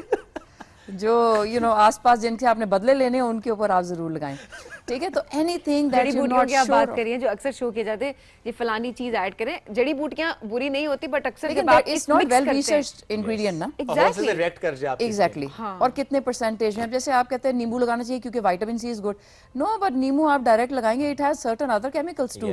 जो विटामिन सी प्रिपेयर्ड फॉर्म में आ रहा है वो सिर्फ विटामिन सी एक्सट्रैक्ट हो रहा है ना, it's in a good form, mild कर दिया गया है, सेंसिटिविटीज को रूल आउट कर दिया गया है। सो आप विटामिन सी लगाएंगे, आपको वो आप नींबू लगाएंगे, आपको छाइयाँ बढ़ने का अंदेशा ज्यादा हो जाएगा। लेकिन अगर आप factory manufacture proper vitamin C अच्छे ब्रांड का लगाएंगे तो वो आपको हेल्प कर देगा, ठीक है। सो ये चीजें आप अवॉइड कर सकते हैं एट द राइट टाइम। यानी जो टेक होम नोटिस है कि अगर आप 18 साल के हो गए हैं आपके ऊपर फेशियल वाजिब नहीं है, ठीक है। आप सिर्फ just follow a nice AM/PM routine and you are through it, ठीक है। उसके बाद सन प्रोटेक्शन की जो सन हाइजीन है उसका कॉन्सेप्ट हमारे मुल्कों में है नहीं। घूमने जा रहे हैं, हिली एरियाज जा रहे हैं, स्विमिंग कर रहे हैं। अभी कल भी मैंने एक पेशेंट देखा, उन्होंने कहा कि बाजी हमने ना नहाने जाना है, नहाने जाना है कहीं पहाड़ पे। मैंने कहा आपके घर में पानी वगैरह नहीं आता? तो देयर लाइक नहीं, नहाने का मतलब स्विमिंग, ठीक है। अब स्विमिंग आप जा रहे हैं सुबह 11-12 बजे दरिया में, पहाड़ों पे, बर्फ पे और पानी पे, जब सनलाइट पड़ती है वो रिफ्लेक्ट करके जब आपकी स्किन पे पड़ती है तो वो उसका डैमेज मल्टीपल फोल्ड्स हो जाता है, बिल्कुल। यानी अगर आप नॉर्मल डे में ड्राइव कर रहे हैं तो आपको अगर लेट्स से 1% सन डैमेज कर रहा है, तो अगर आप पहाड़ों पे हैं, हिली एरियाज पे हैं, समुंदर पे हैं, तो आपको जब रिफ्लेक्ट करके रेडिएशंस आएंगी वो सकता है आपको 50 फोल्ड ज्यादा हार्म करें, बिल्कुल। तो पानी के अंदर के लिए जो सन ब्लॉक्स आते हैं वो डिफरेंट होते हैं, वो वाटर प्रूफ होते हैं, आपको वो लगाना ही लगाना है, not only on the face of the whole body to avoid tanning, ठीक है। अगर आप हिली एरियाज में जा रहे हैं, यानी आप पीक सन आवर्स को अवॉइड करके एक इवनिंग को चूज कर सकते हैं ताकि आपको अच्छा टाइम हो और आपको उतना रिफ्लेक्शन ना हो। आपने स्विमिंग करनी है, you can choose a evening time. So it's kind of having an insight about it, how UV is putting up the damage on your skin, ठीक है। यूवी ने जब आपकी स्किन पे पड़ना है, मेलानिन को एनहांस करना है, और अगर आपके पास कोई ऑलरेडी प्री एग्जिस्टिंग फैक्टर्स हैं उसने ज्यादा एनहांस करना है, ठीक है। तो ये सारे मामलात हैं। अब उसमें ये है कि अब if there is a perception कि it's untreatable, how this can be treated is another question. पहला जवाब, हाँ, ओके, यू कैन आस्क। नहीं, पता है, मैं ये पूछना मेरी गाड़ी है ना, मैं मरीज देख रही हूँ तो मेरी एक तकरीरें तैयार होती है ना, सो नहीं हम चाहते हैं कि आपको हम सुने आज, ताकि ये फायदा लोगों को हो सके जो घर बैठे। ये आपके प्लेटफॉर्म से फायदा होना चाहिए, बिकॉज हर एक नया बच्चा रोजाना 18-19 साल की उम्र में छाइयाँ उसको बनने शुरू हो जाती हैं, ठीक है। एंड जनरली अगर 18-19 साल है तो आपकी दो वजूहात हैं जिससे आपको छाइयाँ बनी, एक आपने ब्लीच की है और दूसरा आपने वैक्स किया है, ठीक है, अपर लिप के लिए। ये तो यानी जो आपको मशवरा दे रहे हैं ना कि वैक्स करनी है या ब्लीच करनी है, वो खुद आपके जितने वेल अवेयर हैं या आपके जितने एजुकेटेड हैं। सो इट्स बेटर अगर आपने मशवरा लेना है ना तो आप किसी ऐसे बंदे से लें जो आपसे बेहतर अवेयर हो या आपसे बेहतर एजुकेटेड हो, ठीक है। तो ट्रीटमेंट के अंदर I mean I have told you AM/PM routine, और आप इरेडिकेट करें उन सारे फैक्टर्स को जो पिगमेंटेशन कॉज कर रहे हैं, वो मैंने आपको थोड़ा सा गाइड भी कर दिया। अब आ गए क्लिनिकल ट्रीटमेंट्स। इसमें एक छोटा सा सवाल लीजिएगा, ब्लीच और फेशियल बिल्कुल नहीं कराना? देखें, sorry, waxing, bleach and waxing. Well, to me waxing is a thermal injury to the patient, ठीक है, पेशेंट स्किन, ठीक है। उसके अलावा it's rip off your skin barrier, ठीक है। जब आप वैक्स करते हैं आप गर्म प्रोडक्ट लगाते हैं। नहीं तो हमारे यहाँ तो ये कॉन्सेप्ट है कि चलो जी वो गर्म प्रोडक्ट लगाए और वो एक लेयर होते है, तो हमारी जो डेड स्किन है वो उतर जाती है। लोग ये लोग यही बात कर रहे होते हैं कि जो डेड स्किन है ना वो उतर जाती है, तो हमारी स्किन जो है वो ग्लो करना शुरू हो जाती है। अब उसके अंदर होता ही है कि वो आपको टेम्परेरी ग्लो आता है। आपने जब आपने वैक्स को पुल किया है वो आपकी स्किन की प्रोटेक्टिव लेयर को उतार के साथ ले गया, ठीक है। अब आपकी skin is more prone to pigmentation. आपको 3 दिन 4 दिन 6 दिन 8 दिन लगेगा कि जबरदस्त स्किन हो रही है, और फिर आपको 3 महीने के बाद पता लगेगा इस पे छाई बन रही है, और आपको एब्सोल्युटली कोई आइडिया नहीं होगा कि क्यों बन रही है, ठीक है। But it started then when you ripped off या when you applied a chemical. आपने कोई ट्रीटमेंट किया है, आपको एरिथीमा हल्की फुल्की रेडनेस आई है, keep in mind it can lead to pigmentation production, ठीक है। तो किसी ऐसे ट्रीटमेंट में ना जाएं जिसमें ripping off, friction, rubbing involve हो। फेस ये जो सैलून्स में फेशियल किए जा रहे होते हैं उसमें भी मैं देख रही हूँ कि इंस्टेंट ग्लो आ रहा होता है, और फिर खवातीन जो है वो किसी इवेंट से पहले फौरन जा रही होती हैं और वो करवा रही होती हैं फेशियल। ये कितना डैमेजिंग है? इन माय ओपिनियन आप जो सैलून्स में फेशियल कराते हैं इट्स टोटली नॉट रिक्वायर्ड, ठीक है, टोटली नॉट रिक्वायर्ड। आपके जो सैलून में फेशियल्स आपको ब्राइट करते हैं just because of the bleach they apply, it's a chemical damage. वो आपकी स्किन को ब्राउन कर देती है टेम्पररी, और आपकी स्किन को पिगमेंटेशन प्रोन कर देती है for a longer period of time, ठीक है।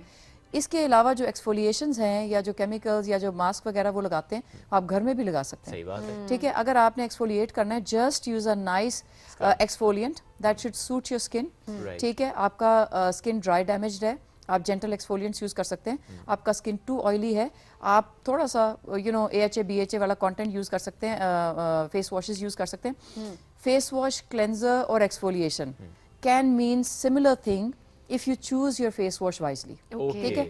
मल्टीपल चीजें करने की जरूरत नहीं है, एक अच्छा फेस वॉश चूज करें अपने स्किन टाइप के हिसाब से। अगर आप खुद नहीं चूज कर सकते ask us, will help you, ठीक है। और वो आपकी एक्सफोलिएशन करता है। दैट मींस कि सिर्फ फेस वॉश अच्छा यूज करें, एक्सफोलिएटिंग करें, no facial, no waxing, nothing is generally it's not needed। अच्छा, ये भी एक कॉन्सेप्ट है ना जो लोगों को लगता है कि जब आप बहुत सारे प्रोडक्ट्स यूज कर लेते हैं ना, आपकी एक बहुत ज्यादा एक रूटीन होती है तो ही आपकी स्किन अच्छी रह सकती है। लेकिन डॉक्टर साहब आपका जो मैंने देखा है वो एक बड़ा ही मिनिमल प्रिसाइज, एग्जैक्टली कि कम से कम चीजें। देखें मुझे ऐसे लगता है कि जब आपको अगर सर में दर्द हो और आप 2 पैनाडोल 4 ऑगमेंटिन की गोलियां और 3-4 कोई और अद्वियात खा लेंगे तो वो अननेसेसरी होगा, ठीक है। तो वो आपको और रिस्क में डाल रहा है ना, आपका लिवर डैमेज ये वो उसके रिस्क में डाल। इसी तरह स्किन के साथ भी है, you use as many products, your skin is getting at more risk, ठीक है। तो बस उतना ट्रीट करें जितना उसको जरूरत है। स्किन सेंसिटिव होना शुरू हो जाती है। अच्छा डॉक्टर साहब, बहुत सारे जो प्रोडक्ट्स इस्तेमाल किए जा रहे थे, क्या इससे भी पिगमेंटेशन हो रही होती है? अच्छा, और दूसरा ये भी बताएगा कि कौन सी पिगमेंटेशन है जिसको 90 to 95% आपने कहा कि वो कम्प्लीटली 100% ट्रीटेबल है, कौन सी ऐसी है जो बड़ा मुश्किल होता है कि उसको ट्रीट किया जा सकते और वो वापस आ सकती है रिलैप्स? उसमें ये है कि एक तो ये कि जो आपने पहला सवाल किया, भूल गई हूँ क्या किया मैंने, कहा कि मैं खुद भूल गई हूँ। Okay, it's okay. जो प्रोडक्ट्स आप अगर आप प्रोडक्ट्स बहुत सारे लगाए, yeah it happens because I haven't had a coffee in the morning। मैंने कहा शुक्र है मुझसे नहीं पूछा कि मैं भी भूल गया था। मैं एक सेकंड के लिए मैं भी भूल गई थी। तो उसमें ये है कि अगर आप मल्टीपल प्रोडक्ट्स यूज करें, अगर प्रोडक्ट की चॉइस ठीक है आपकी स्किन टाइप और आपके एग्जिस्टिंग प्री स्किन कंडीशंस की वजह से, तो फिर प्रॉब्लम नहीं है। लेकिन अगर आपके प्रोडक्ट की चॉइस गलत है तो फिर इट्स ग्रेव इशू, ठीक है। दूसरी बात ये कि हाँ कौन सी पिगमेंटेशन ट्रीटेबल है, to me I think all kind of pigmentation is treatable, ठीक है। पहले कॉन्सेप्ट ये था, बल्कि जो पिगमेंटेड बर्थ मार्क्स होते हैं वो भी अब ट्रीटेबल है। पहले सोचा जाता था कि पैदाइशी निशान है बस, ये तो पता नहीं अल्लाह की तरफ से क्या है, और ये अभी तो it's all treatable. You visit the clinic, you get the laser done, it's not even painful treatment, it's just a 5-7 minute session, you go home, get visit clinic for 5-6 times and you done, it's gone, ठीक है। Same goes with pigmentation. आपको solar lentigines हैं, brown spot जो चेहरे पे हो जाते हैं, 2 या 3 सेशंस आप कराएंगे, आपके ब्राउन स्पॉट चले जाएंगे। ओके, सिर्फ 2-3 सेशन में? यस, लेकिन उसके बाद फ्रेकल्स बोलते हैं, फ्रेकल्स जिनको बोलते हैं, मेरे तो बहुत ज्यादा। लेकिन उसके बाद आपने सिर्फ सन प्रोटेक्शन करना है ताकि ये दोबारा ना आए, because any pigmentation issues your skin is dealing with, it can recur only if you don't take care of it, ठीक है। मैं वैसे जनरली आम फहम जबान में मरीजों को कहती हूँ कि अपनी स्किन का ऐसा ख्याल रखें जैसे न्यू बॉर्न बेबी का रखते हैं। माइल्ड चीजें, माइल्ड डोंट रब, डोंट स्क्रब, अवॉइड करें। अच्छा, कुछ चीज़ें और हैं जो मैं ऐड करना चाहूँगी। हमारी ख़वातीन जो है ना वो बहुत सारी नकाब पहनती हैं। जो नकाब पहनती है ना, they think they are protecting themselves from the sunlight. नकाब होता है रेशमी, वो जब आपके नाक पे इधर वो रीएडजस्ट करते बार बार, Okay. उससे बहुत पिगमेंटेशन आती है, because it is adding friction to it. Yes. ठीक है, किचन में काम कर रहे घंटों के लिए, हीट थर्मल इंजरी हो रही है, और उसके बाद क्या करते हैं, पसीना पहुंचने के लिए ना एक रेशमी दुपट्टा रखा होता है, खड़च करके जो है ना रब करते हैं, पिगमेंटेशन। ठीक है, अच्छा अब पिगमेंटेशन आ गई है ना, उसके बाद वो स्टीरॉयड फार्मूला क्रीम जो सैलॉन में आम बना के दे देते हैं, उसमें स्टीरॉयड 3 तरह के मुख्तलिफ नामों के डाल देते हैं, because they are not aware कि वो क्या कर रहे हैं। क्लोबीवेट भी डाल दिया, डर्मोवेट भी डाल दिया, बेटनोवेट भी डाल दिया, उसके अंदर कोई थोड़ी सी ब्लीच डाली और कोई मर्करी टाइप और इंग्रेडिएंट डाले, उसने 3-1 हफ्ते के अंदर इतना वाव फैक्टर दिया कि आप उसकी एडिक्शन में पड़ गए। Now you can't withdraw. और आपको देख के मोहल्ले की 20 खवातीन ने या कॉलेज गर्ल्स ने आपके क्लैन को ज्वाइन कर लिया, सारे हमारे मरीज हैं। Welcome to the club. Okay, we are happy you been using those formula creams on your skin. Please ये फार्मूला क्रीम तो एक तो ये कि ना ऑर्डर करें, नहीं और कर दिया करें, फिर दुश्मनों को दुश्मनों को बेटनोवेट के बहुत सारे नुकसानात जो आए, देखिए हम ये नहीं बात करें कि कोई दवाई या किसी कंपनी की बात यहाँ पे नहीं करे कि नुकसान है, लेकिन formula that the salon girls make for you, adding a lot of unnecessary ingredients that harm. Doctor साहब दो क्विक क्वेश्चंस, क्योंकि वक्त हमारे पास बहुत कम रह गया। एक तो ये कि जो आयरन डेफिशिएंसी, क्योंकि ये 2 बहुत कॉमन हम रीजंस देख रहे होते हैं अपने इर्द गिर्द अपनी फैमिली के अंदर भी, कि जो आयरन डेफिशिएंसी जिनको हो जाती है, वो जब आयरन डेफिशिएंसी अपनी पूरी करते हैं तो क्या उनकी जो छाइयाँ हैं वो खुद ब खुद खत्म हो जाती है या उनको लेजर या कोई और ट्रीटमेंट करवाना पड़ता है? इसमें यह है कि अगर आपको किसी भी वजह से पिगमेंटेशन बन गई है, आपने वो तो फुलफिल करना ही है जो डेफिशिएंसीज थी जो प्रॉब्लम्स थे, लेकिन उसके साथ पिगमेंटेशन का जो अपना ट्रीटमेंट प्रोटोकॉल है उसको फॉलो करना है। उन प्रोटोकॉल्स में मेडिकेशंस के अलावा मीजोथेरेपीज, PRPs, microneedling RF. अच्छा, when I talk microneedling, it's not that simple microneedling, because whenever something is rubbing or chemical injury or thermal injury, it's going to make your pigmentation worse. There are specialized kind of equipments that have been generated to fix pigmentation issues in skin.